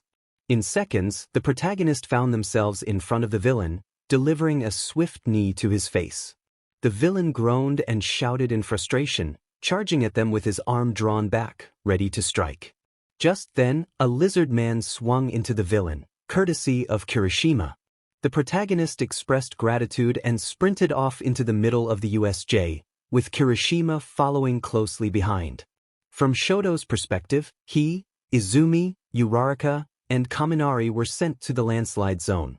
He turned his head to the left and saw Uraraka lifting 8 villains into the air, while Izumi prepared to strike them all. Kaminari wore a calm expression, which struck Shoto as odd. He unleashed a wave of ice from his right side, creating a wall that separated Izumi from a group of 5 villains trying to reach her. She thanked him, and he urged Kaminari to join them, feeling confused by his hesitation. Uraraka tapped Kaminari on the shoulder and asked if he wasn't coming back. He apologized, explaining he was lost in thought about the villain's presence, prompting Shoto to wonder the same. Turning to the center of the hall, he spotted Aizawa, his head bleeding and surrounded by villains, and felt a surge of concern. Meanwhile, a chuckle escaped the lips of the hand villain as he remarked on Aizawa's resilience, removing his hand from Tsu's face. Mineta stood frozen, paralyzed by fear. Aizawa, trapped and in pain, struggled to think clearly as his hair was gripped tightly. Suddenly, an explosion erupted as Katsuki shouted, determined and unaware of his classmates around him. Izuku felt frustration mounting as he dodged the Nomu's attacks, unable to use his quirk effectively while fighting without it. He was at a loss for what to do. From Lita's perspective, he realized he needed to get help quickly. He ran as fast as he could, uncertain if his classmates were okay or if they had already been captured. He burst into a meeting with Nezu, All Might, Snipe, Esper, Vlad, Kind, and Midnight, shouting that the USJ was under attack. Nezu inquired about the situation, and Lita explained that a portal had opened, releasing about 500 villains who began attacking them. He shared that Aizawa had gone to fight, but 13 was down, and the class had been scattered. He panted, struggling to catch his breath. Nezu decided they should investigate the situation, prompting all the pro-heroes to follow him. From Shigi's perspective, Aizawa stuttered, blood dripping from his mouth as he asked for the villain's name. The villain introduced himself as Tamura Shigaraki, emphasizing the urgency of their situation. Shigi grew impatient, wondering where the Nomu and Izuku were. He commanded the Nomu to bring Aizawa to him, aware they had limited time before more heroes arrived. 2 minutes before the class was separated, Izuku rallied his classmates, urging Lita to get help because of his speed. He instructed everyone to prepare to fight, but to avoid harming the villains, only apprehending them. The class nodded in agreement. Izuku reassured Lita, grabbing him by the collar and insisting he was the fastest and needed to act. Unbeknownst to him, his eyes glowed a fierce red with black slits as he tried to calm himself. Suddenly, a misty figure appeared, demanding to know which of them was Izuku. Izuku stepped forward defiantly, asserting that he no longer identified with that name. The mist villain smirked, raising his hands, and causing everyone to be scattered across different areas. As Izuku found himself in a new location, he felt a rush of wind and confusion. He transformed into his shadow form and teleported to confront the villain. Before he could speak, he was struck hard, sent crashing into a wall. The Nomu followed, delivering powerful blows that left him reeling. Struggling to comprehend the situation, he found himself upside down, being carried by the beast. Blood trickled down his face and chest, and he weakly protested against the creature's grip. Looking up, he saw his uncle being overwhelmed, panic rising within him as memories of a troubling dream resurfaced. Desperate to escape, he took a deep breath and unleashed a high-frequency vibration that caused the Nomu to drop him, clutching its head in agony. A crusty man shouted in disbelief, claiming the Nomu had shock absorption and regeneration. Izuku, feeling the pressure of the situation, was punched again, this time sent flying into the landslide zone. Frustration boiled within him as he observed his classmates fighting in various areas, some together and others alone. He checked on Nezu, who assured him he was fine, but Izuku's attention was drawn to Katsuki, who lay pinned and unconscious. Fueled by a surge of determination, Izuku's bloodlust radiated as he knocked out smaller villains, warning Tokoyami to get everyone out or face dire consequences. His eyes reflected pure rage as he commanded Tokoyami to lead the class to safety. As the chaos continued, Izuku braced himself for the fight ahead, ready to protect his friends and reclaim control of the situation. "Didn't you want to capture me? Go on, try," Izuku thought as he pet his left hand back and delivered an uppercut to the Nomu's gut. The creature fell to the floor, and Izuku looked up, sending shivers down everyone's spine. He declared that he would take on anyone who dared to challenge him. The villains laughed, mocking him. They questioned what this little kid could do, taunting him with insults. Izuku felt a surge of determination as he faced the Nomu, which charged at him with incredible speed. He dodged its punch by slipping under its arm, grabbing it, and flipping it over his shoulder. He sighed, wondering where all that energy had gone. The Nomu roared, demanding to kill. Izuku braced himself, but before he could react, a powerful strike sent him crashing into a wall, debris falling on top of him. he struggled to free his arms, feeling trapped. The Nomu approached, ready to strike again, but Izuku summoned his shadow figure, narrowly avoiding the blow. It seemed the creature had been holding back. The screeching of the Nomu pierced his ears, and he covered them, fearing he might go deaf. Frustrated, he charged at the Nomu and threw a right hook, but it didn't budge. The villain laughed, boasting about the strength of his creature. Izuku felt a surge of power as he prepared to use his second quirk, Undead, summoning Zeus. With a smirk, he commanded Zeus to lift the beast into the sky. The creature was easily picked up and shot upwards until it was no longer visible. The villain shouted in disbelief, demanding to know what had just happened and what the markings on Izuku meant. Izuku explained that they were the signs of his second quirk. From the perspective of Class 3, Kirishima admired Izuku's quirk, calling it manly. Katsuki noted that he had started using it less because of Izumi. Denki expressed his love for Izuku's abilities, while Mineta remarked on how overpowered they seemed. Izumi dismissed the conversation, calling him just a villain, and Shoto added that he was just a foolish Deku. Aizawa, trying to maintain order, told Yagi to be quiet. Nezu hoped that Izuku was okay. He instructed everyone to enter the building without harming anyone, only to capture them. As the doors slammed open, his heart raced in terror. In the center of the USJ, he saw his son covered in blood, his shirt torn, and his vest half intact.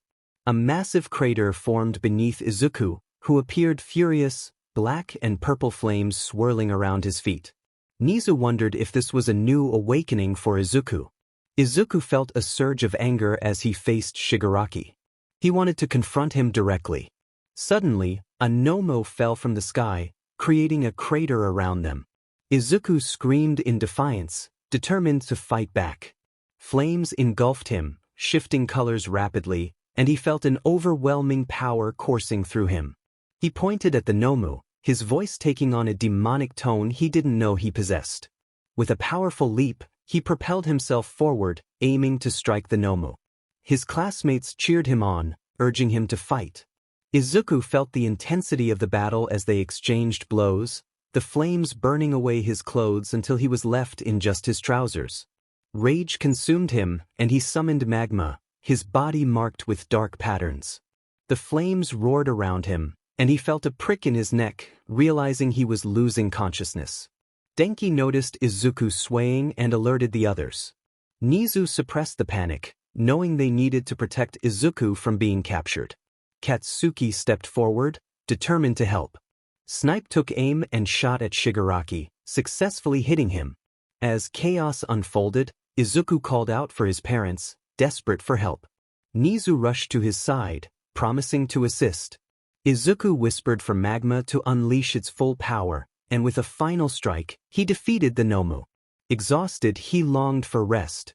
As darkness enveloped him, he heard Katsuki's voice calling out. A week later, Katsuki visited Izuku in the hospital, feeling a deep sense of longing.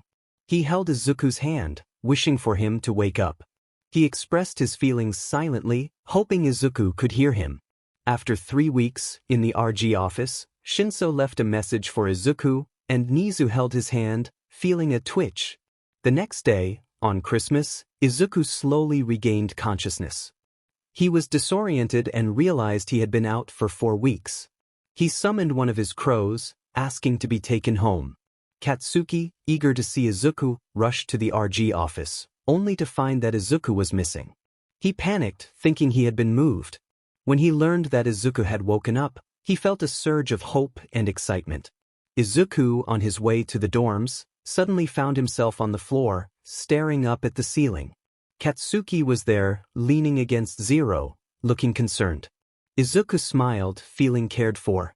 He stood up, brushed himself off, and hugged Katsuki tightly, tears of relief escaping his eyes. The grip on Katsuki tightened as Izuku stared into his crimson eyes, captivated by their beauty. Leaning in gradually, he closed his eyes, expecting to be pushed away. Instead, he felt soft lips touch his own. They shared a brief kiss before parting, and Katsuki was slightly panting, his face flushed, which made his eyes stand out even more. He stuttered out his feelings, expressing his love for Izuku. Izuku found it adorable and leaned in to kiss him again, struggling to respond with his own feelings.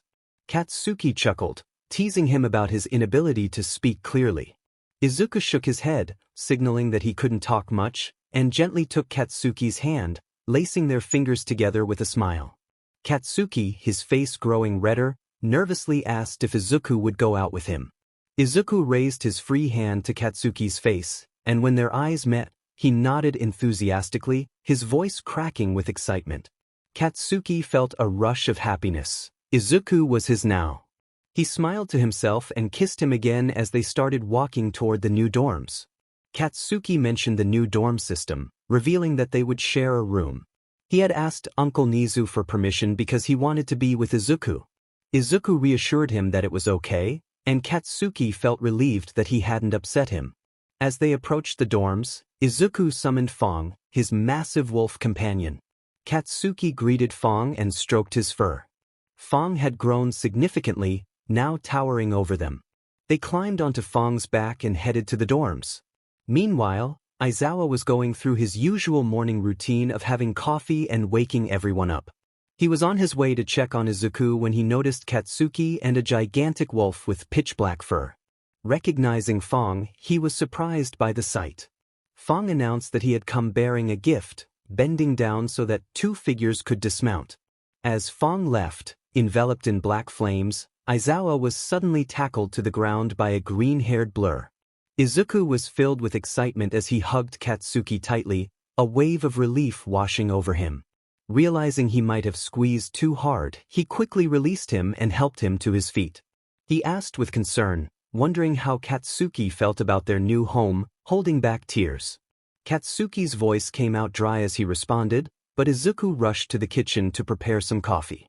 He returned and handed the drink to Katsuki, who quickly finished it, a wide smile spreading across his face. Izuku felt a sense of joy when Katsuki expressed his gratitude, sounding much better now. As Izuku contemplated what to do next, he ran a hand through his hair, pondering their plans for the day. He suggested going to the park, but Katsuki pointed out the snow falling outside. With a giggle, Izuku pulled out a mint green bobble hat and scarf, playfully putting them on Katsuki while he donned his red ones. Once they were bundled up in their puffy coats and warm hats, Izuku asked if Katsuki was ready. He nodded, and they left hand in hand, smiles bright on their faces, both thinking about how this was their first Christmas together as a couple. It was 8 a.m. in Class 1A, where a green-haired boy was peacefully asleep, hugging an ash-blonde boy who had his arms wrapped around his waist.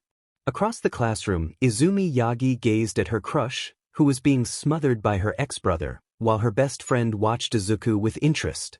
Uraraka couldn't help but feel a pang of jealousy, wondering why he got to be so close to her Izuku. She muttered to herself, not realizing her thoughts had escaped her lips, causing her cheeks to flush even deeper. Turning to face the front, she noticed their homeroom teacher. Clearing his throat, the underground hero Erasure sighed as he approached his desk. He informed the class that their fight was not yet over, pausing for effect.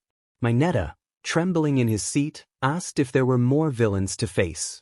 Erasure replied that the UA Sports Festival was coming up, which was just normal school business. The class collectively sighed, relieved that they didn't have to deal with villains again. They had 2 weeks to prepare for the festival, and with that, Erasure announced he was going to take a nap. The lunch bell rang, and everyone jumped up, racing for the door, including a sleepy Izuku, who dragged his feet along the floor. As the doors swung open, a random boy with blonde hair smirked and taunted the class about surviving a villain attack. Izuku, in a cold voice, demanded the boy move aside. The classroom fell silent until Shinso spoke up, asking Izuku what was wrong. Izuku replied that he was tired and hungry, then turned to Monoma, telling him to back off and let him eat. Suddenly, a loud bang echoed as a girl apologized for Monoma's behavior, holding him unconscious. Izuku, feeling increasingly hungry, walked to the lunch hall with Bakugo and Shinso, asking them about their training plans. Shinso mentioned he would focus on hand-to-hand combat since his quirk wasn't very effective against strong opponents. Bakugo planned to polish his techniques, while Izuku simply wanted to sleep. His friends looked at him in confusion when he expressed his desire to take a nap instead of training. As they reached the roof to eat, Shinso questioned Izuku's plan to sleep. Izuku admitted he was exhausted after their encounter at the USJ and just wanted to watch movies and rest. He leaned his head on Bakugo's shoulder, seeking comfort. Bakugo, feeling a mix of embarrassment and acceptance, acknowledged that Izuku was strong enough to take a break. Izuku, grateful for his friend's understanding, grinned widely, his mouth full of food. Later that day, as Izuku entered his home with Bakugo, he wondered what they would have for dinner. Nezu greeted them, hopping off the sofa and placing his drink on the coffee table. Izuku informed him they were heading to his room and would return for dinner. He pulled Bakugo by the hand into his room, playfully pushing him onto the bed. Izuku straddled Bakugo's lap, causing him to stutter in surprise. Izuku, feeling bold, leaned in closer, wanting to make Bakugo feel good. As their lips connected, Izuku felt a wave of relief wash over him, as if his headache had vanished. In a sudden turn, Bakugo flipped him onto his back, checking if Izuku was feeling all right. Izuku hummed in response, wrapping his arms around Bakugo's neck and snuggling into his warmth. To be continued. Denki, just before entering the stadium, wandered around the lockers searching for Izuku, Bakugo, and Kirishima, the only friends he felt comfortable talking to at the moment. Suddenly he bumped into Todoroki, who shot him a cold glare, making Denki shiver. Apologizing, he quickly ran around the corner and collided with Kirishima. Kirishima helped him up, laughing awkwardly. Denki smiled widely, but his attention was soon drawn to an unexpected sight. Izuku and Bakugo were lying down, fast asleep on a massive dog. It was enormous. As Izuku approached it, he reached out to touch it when suddenly, it erupted into flames, and a hand grasped his. Moments earlier, Izuku felt warmth as he snuggled closer to Katsuki, seeking comfort amidst the chaos around them. Fong, his inner voice, called out for help, sensing someone was touching him. Izuku quickly sent Fong back to his realm and turned to confront whoever was touching him. The person he held chuckled, reassuring him it was just Denki. Izuku relaxed his grip, realizing it was only his friend. He apologized, thinking it was one of the villains, and noticed Uraraka gazing at him with longing eyes. He smiled, helping Katsuki to his feet. Someone tapped Izuku on the shoulder. It was Shoto, who coldly declared his intention to win the sports festival before walking away, leaving the others confused. Uncle Mick's voice boomed, announcing the class that survived a villain attack, urging Class 1A to make their way to the stadium. Izuku mumbled about the noise, and a girl behind him, adorned with earrings, agreed. He nodded, dragging his feet as they headed to the designated area. Upon arrival, every other class watched them with eager eyes. The hero asked for the first-place representative of the entrance exam, Izuku Nezu, to say a few words. Whispers filled the air as Izuku walked to the stage, blocking out the chatter around him. Taking a deep breath, he leaned close to the microphone. He explained that he was adopted for personal reasons, hinting at a story that would unfold when he won. The crowd responded enthusiastically as he declared his determination to win, stating he could go plus ultra. After stepping away from the mic, he returned to Katsuki, resting his head on him and murmuring about the warmth. Midnight announced the 3 parts of the sports festival, spinning a wheel to determine the first event. The anticipation in the air was palpable. When she revealed the obstacle course, excitement surged through the crowd. Everyone lined up, eager to start, while Katsuki struggled with a half-awake Izuku still resting on him. As the countdown began, Izuku prepared himself, focusing on his opponents. He had trained with Aizawa and unlocked a new aspect of his shadow quirk, allowing him to transform into a shadow wolf, complete with ears and a tail. The race began with a gunshot, and Izuku transformed, dashing into the crowd. He leaped from competitor to competitor, creating a domino effect as he pushed them aside. Katsuki, noticing the wolf sprinting past him, was taken aback. He had no idea anyone at school possessed an animal quirk. Using his explosions, he propelled himself through the crowd, following the wolf, who seemed to know the best path. When they exited the tunnel, the wolf reverted to human form, revealing his boyfriend with ears and a tail, which Katsuki found adorable. Meanwhile, Izuku raced toward the giant zero-pointers in the distance, unaware that his childhood friend had fallen due to distraction. Katsuki was determined not to let Izuku win, using his ice quirk to navigate through the crowd, freezing obstacles in his path. He noticed some students dodging the frozen machines and warned them against it. A little further back, Denki and Kirishima were running together.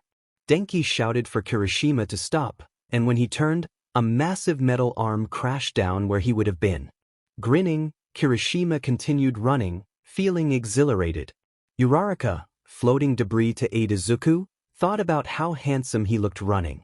However, she accidentally dropped the rubble just as he approached.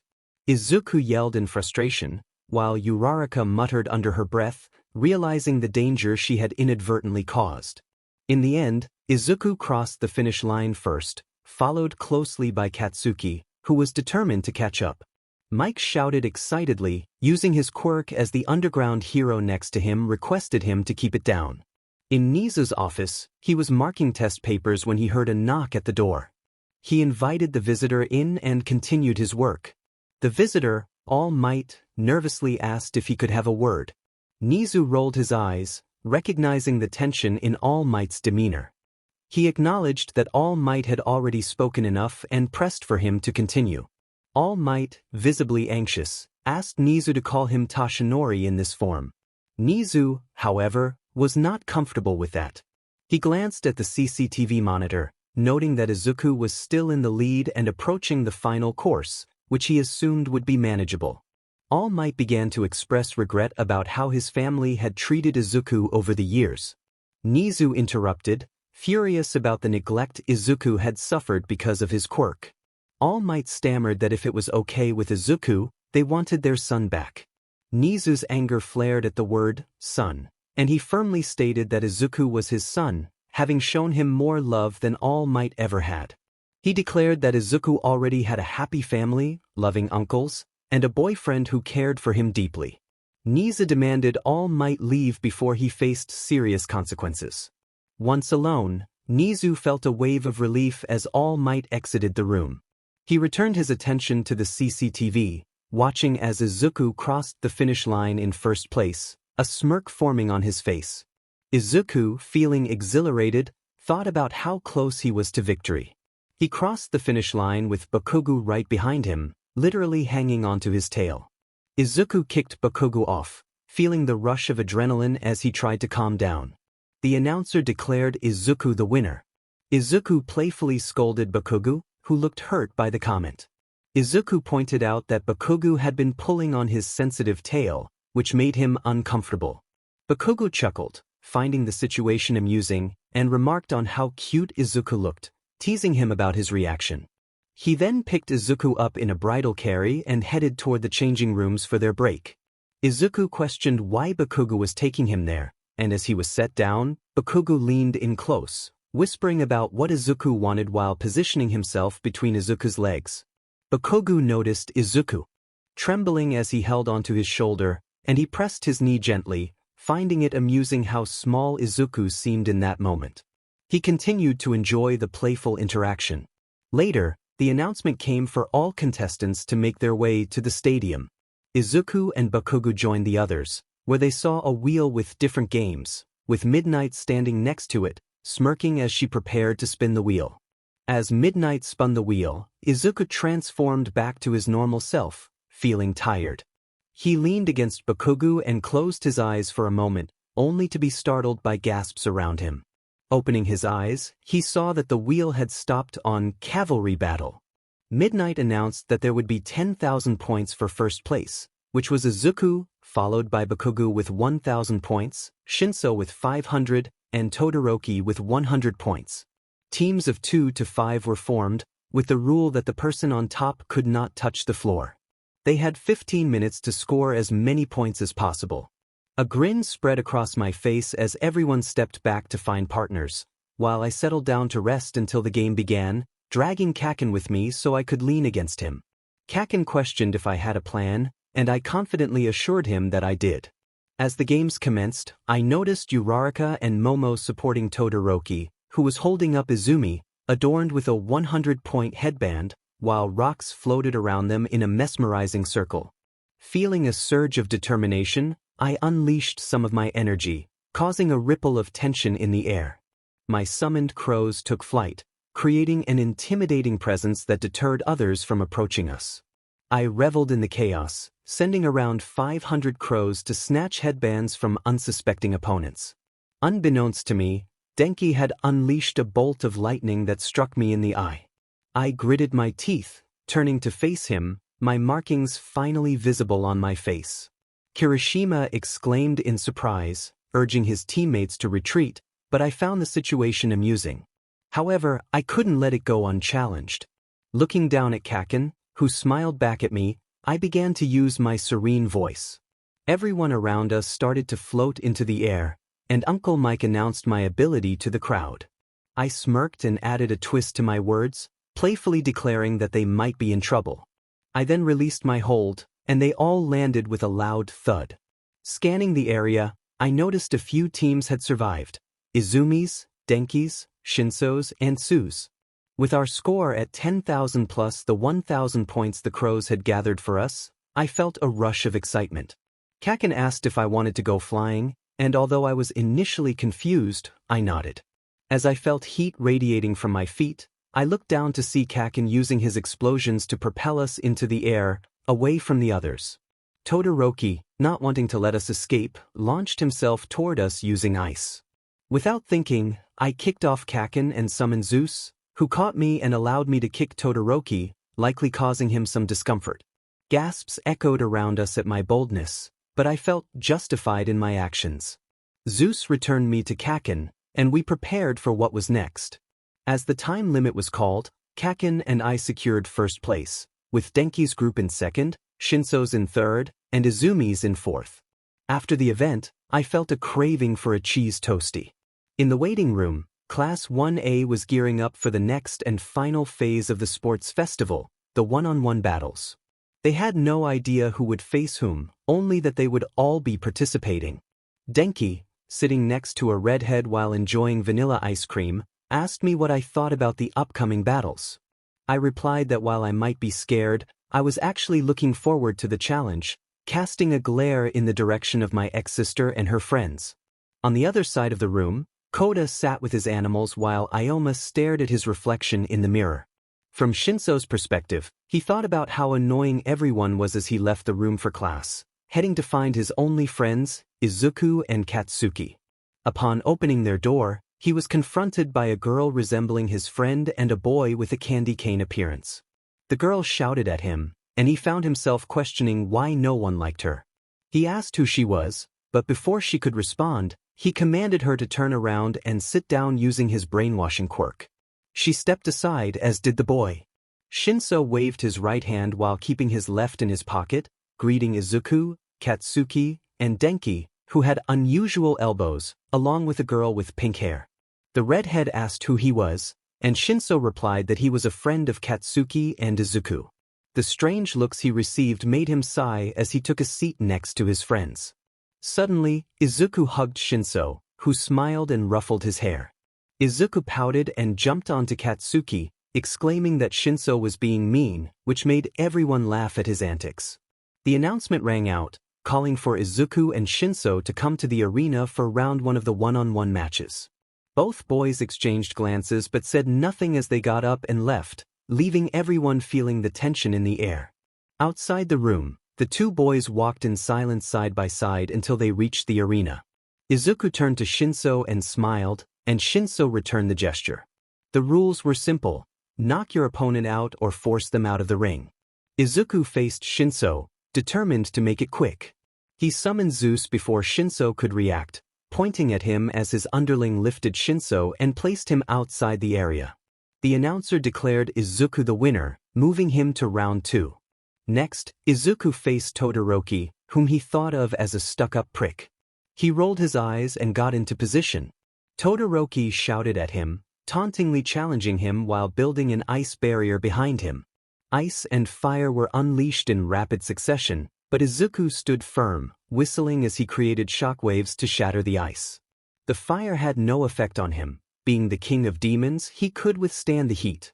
Todoroki laughed maniacally, demanding Izuku to give up. Out of the corner of his eye, Izuku noticed Uncle Enji walking down the stairs, looking proud and smiling at him.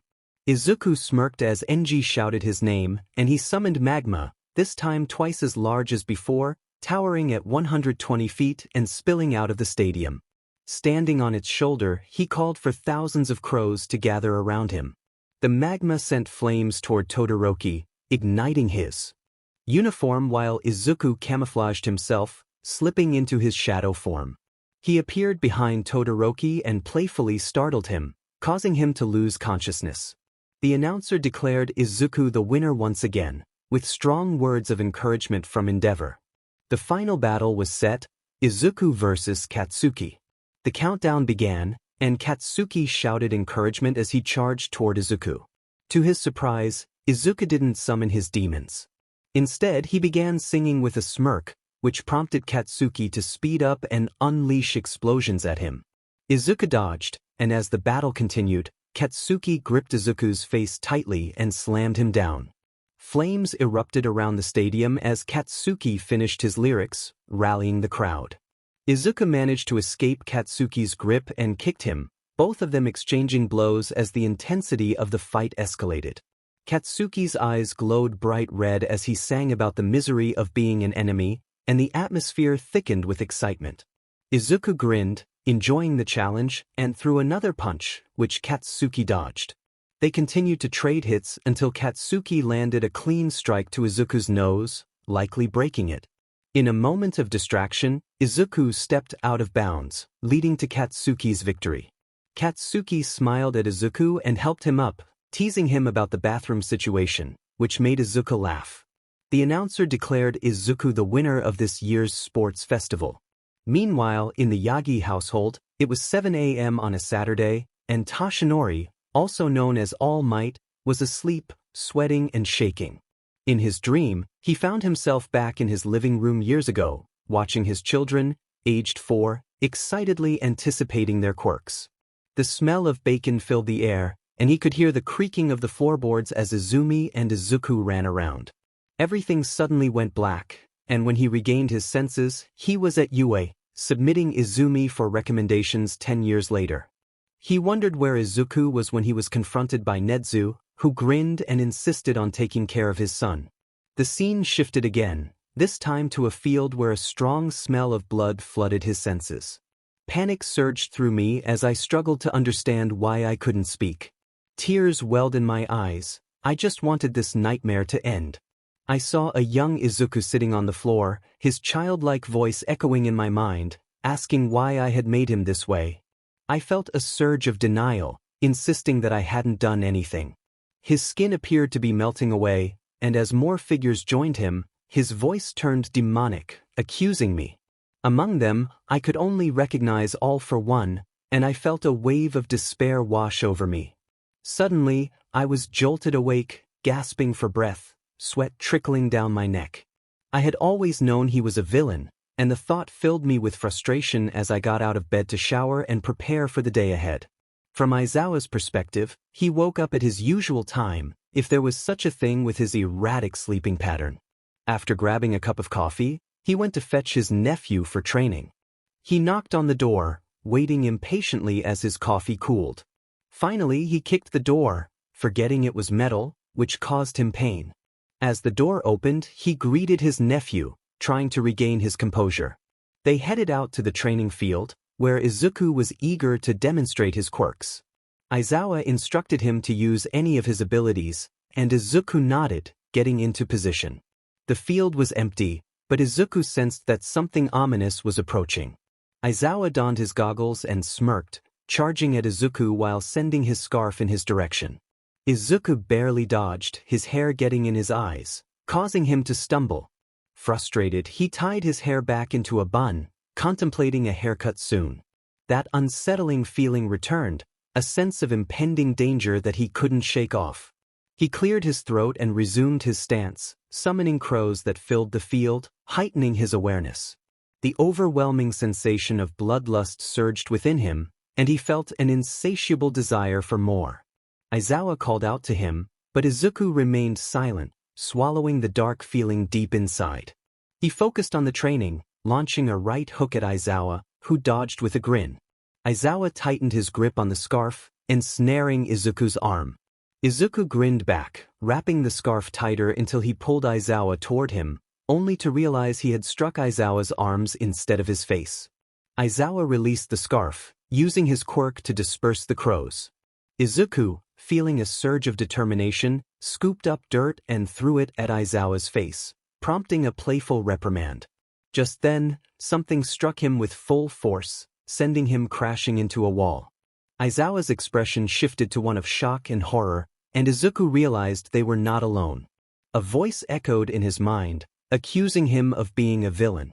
It was All Might's voice, and Izuku felt a rush of confusion. Without hesitation, he stood up and positioned himself protectively in front of Aizawa, demanding to know what All Might wanted. The response was chilling. All Might intended to rid the world of another villain. Izuku couldn't help but laugh at the absurdity of it all, prompting Aizawa to caution him. He then revealed that he had been holding back, only using a fraction of his power. His eyes glowed red as he unleashed the pent-up frustration, feeling a rush of exhilaration. The sensation was intoxicating, but he knew he had to keep it under control, especially around his family. As he took a step forward, the ground cracked beneath him, and he felt his body begin to change. He assured Aizawa that he wouldn't harm anyone, but he was ready to face All Might. Towering over him, Izuku felt a surge of power and confidence. All Might charged at him, but Izuku swatted him away effortlessly, shrinking back down to his normal size. Izuku relished this form, knowing it struck fear into everyone, even his father. He launched himself toward All Might with incredible speed, arriving in an instant. All Might whispered in awe of his speed, and Izuku adjusted his shirt, warning him that if he attempted another stunt like that, he would not hesitate to retaliate. Without hearing a response, the character turned back to normal and ran to their uncle.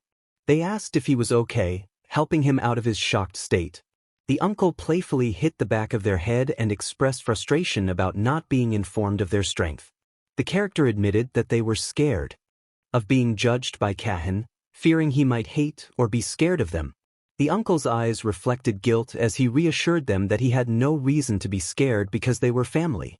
He ruffled their hair and suggested they go tell the rat god about the recent events, both of them grinning as they walked away, leaving a defeated All Might behind. Izuku was with Aizawa, walking back to his father after their encounter with All Might, feeling it was best to inform his dad about the situation. They approached his father's office, and Izuku called out to announce their arrival.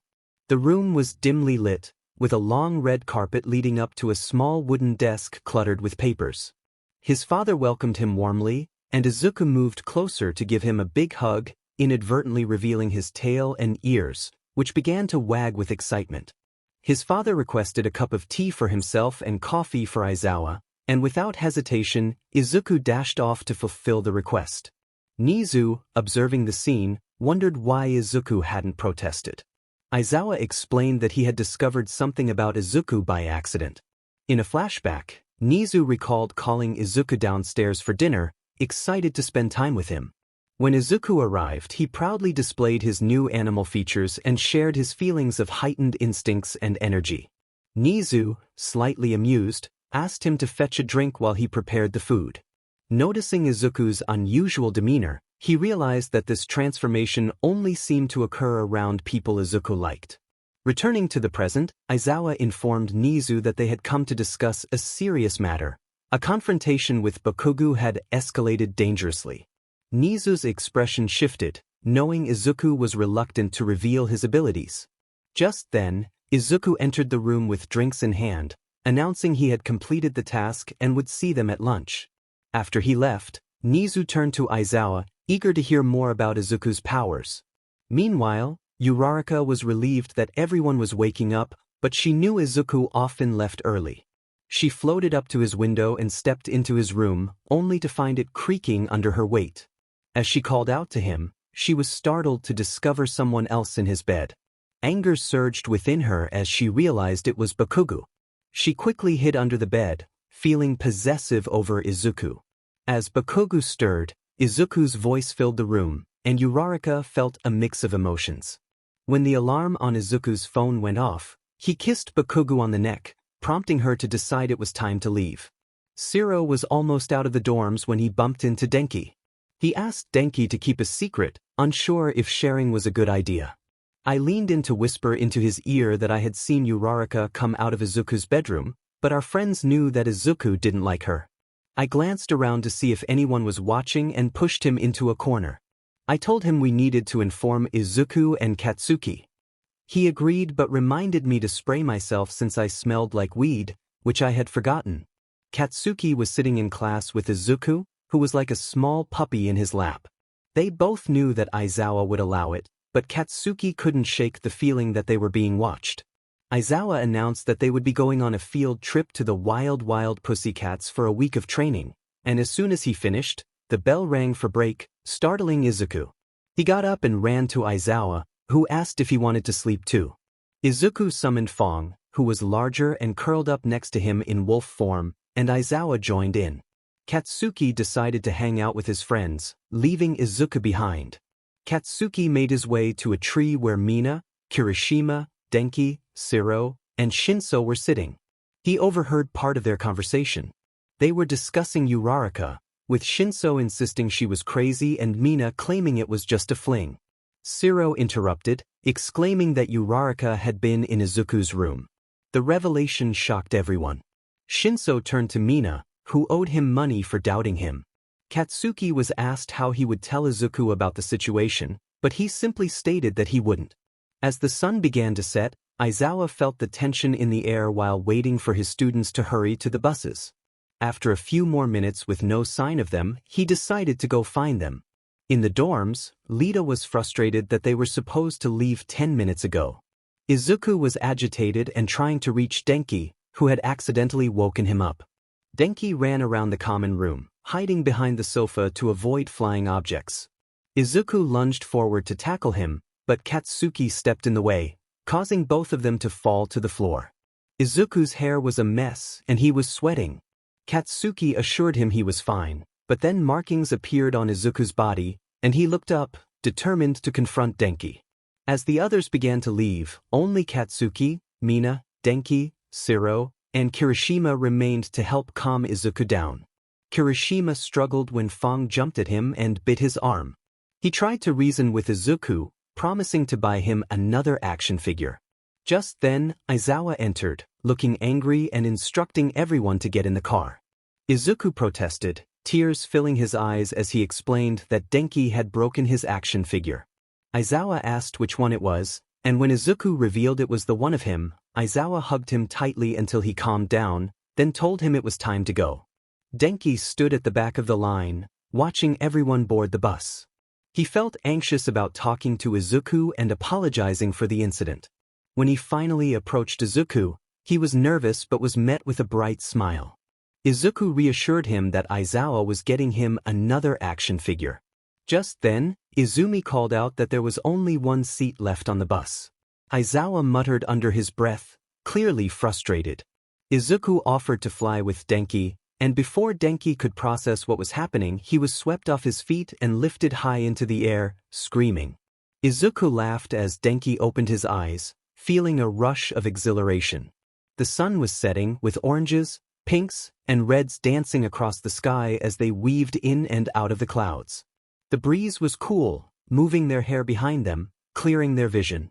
Denki felt tears welling up in his eyes, overwhelmed by the beauty of the moment. Izuku noticed Denki's expression and asked what was wrong. Denki looked up at the demon carrying them both and took a deep breath, expressing how amazing it felt to finally breathe freely and be himself. It was a good day to be alive. Izuku and Denki were dropped off by Zeus, who then returned to his realm. Aizawa called for Izuku to come over, and he stood beside him, waiting for what would happen next. Aizawa addressed the class, introducing the wild pussycats and informing them that they had until lunch to reach the camp, or they would miss out on food. With a mischievous grin, he made the ground beneath them drop, causing everyone to tumble down the cliff. Izuku wondered why he didn't have to participate in the same way. Aizawa rolled his eyes, explaining that Izuku was too overpowered. They boarded the bus and leaned against each other, drifting off to sleep. Feeling bored, Izuku sat on the edge of a cliff in front of a cave when he heard a noise behind him.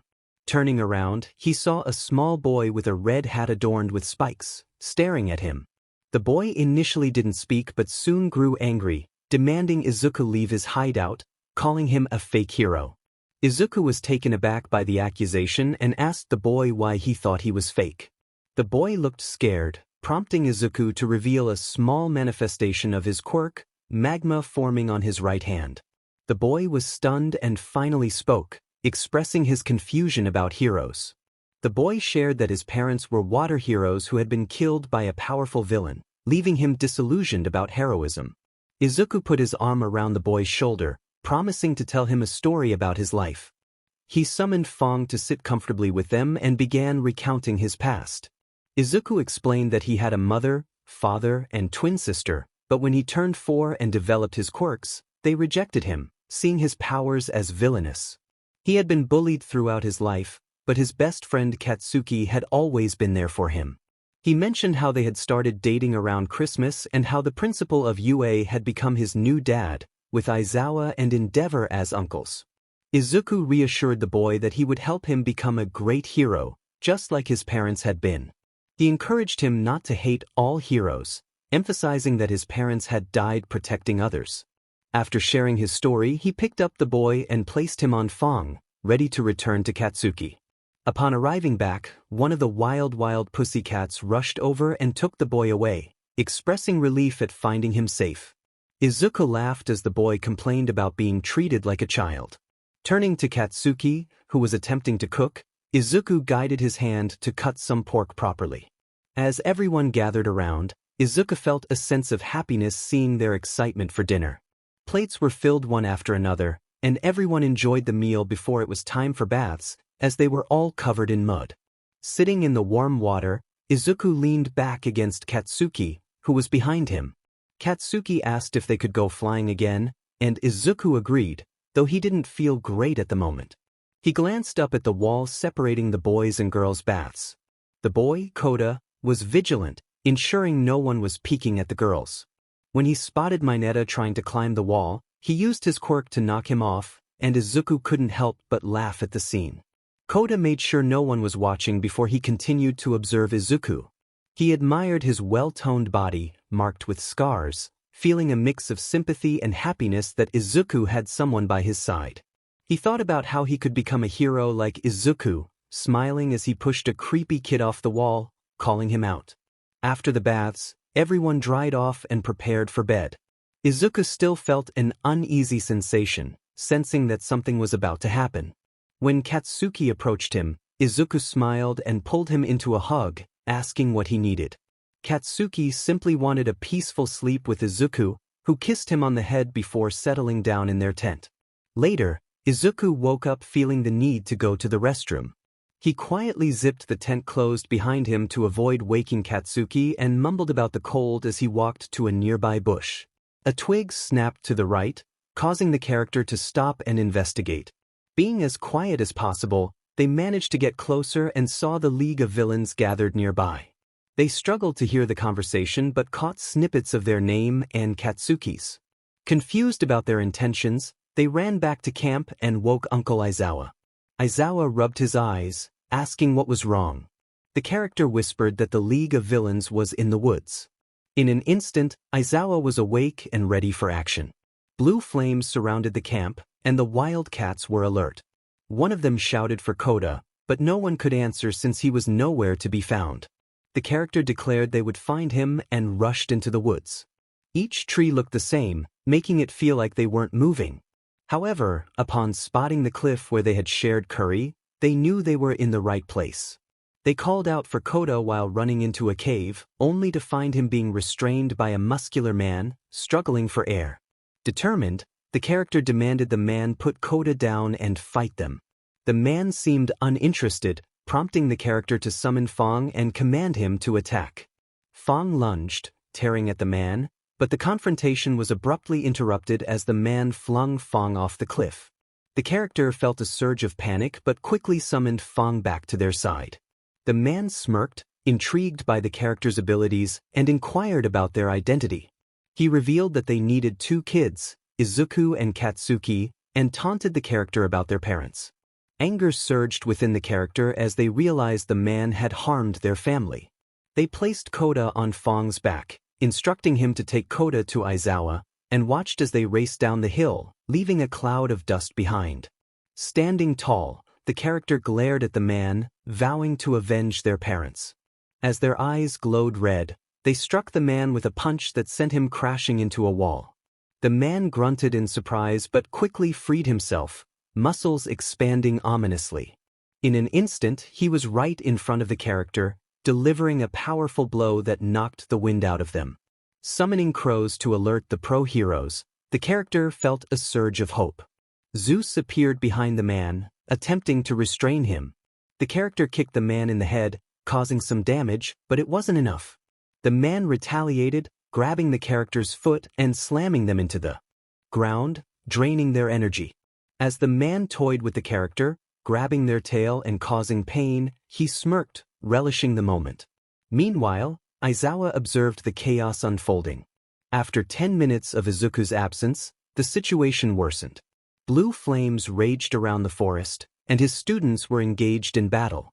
He attempted to capture Dabi with his scarf, but Dabi transformed into mush, leaving Aizawa bewildered. Koda rushed in on Fong, shouting that Izuku was in danger. Aizawa quickly took Koda off the demon dog and sent Fong back to Izuku. The crows swarmed the area, and the villains were reduced to bones after being overwhelmed by the demon crows.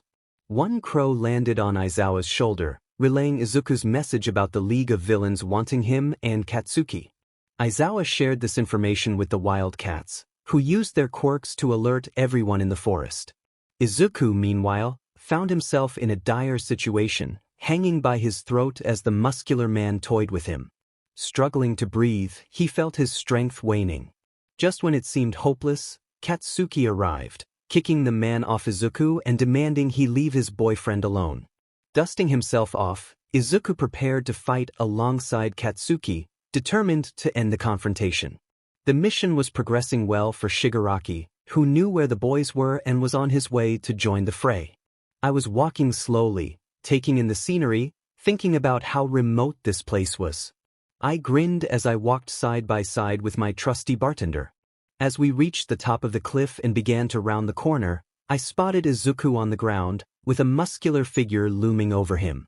A surge of protectiveness washed over me as I noticed Katsuki knocked out and injured nearby. I instructed Kurogi to gather the boys and take them to the bar, then approached the man who was bothering the boy I cared for. My glare intensified as I demanded he leave Izuku alone. I removed my right glove, revealing my hand, and with a swift motion, I struck his face, causing a significant reaction. I then placed my glove back on, feeling a sense of disdain for the situation. I rolled my eyes and stepped through the portal. Both boys were beginning to regain consciousness, so I decided it was safest to secure them to chairs. I smiled as I watched them slowly realize they were no longer at home. I knew they must have many questions, and I was ready to address them. This marked the end of my story. I felt grateful to everyone who had read, interacted, and provided feedback. Your support meant the world to me. However, it was time to conclude this chapter. I had been encouraged to write a new story featuring a follower's original character, titled The Deadly Neighborhood Ghost Spider of UA. This new tale would center around Michael Garrett, a once 21-year-old who, after being pulled through a portal, found himself in the world of My Hero Academia. Reflecting on my journey, I recalled starting this story when I was just beginning year. Though I felt the writing was not my best, I chose to keep it as a reminder of my growth as a writer.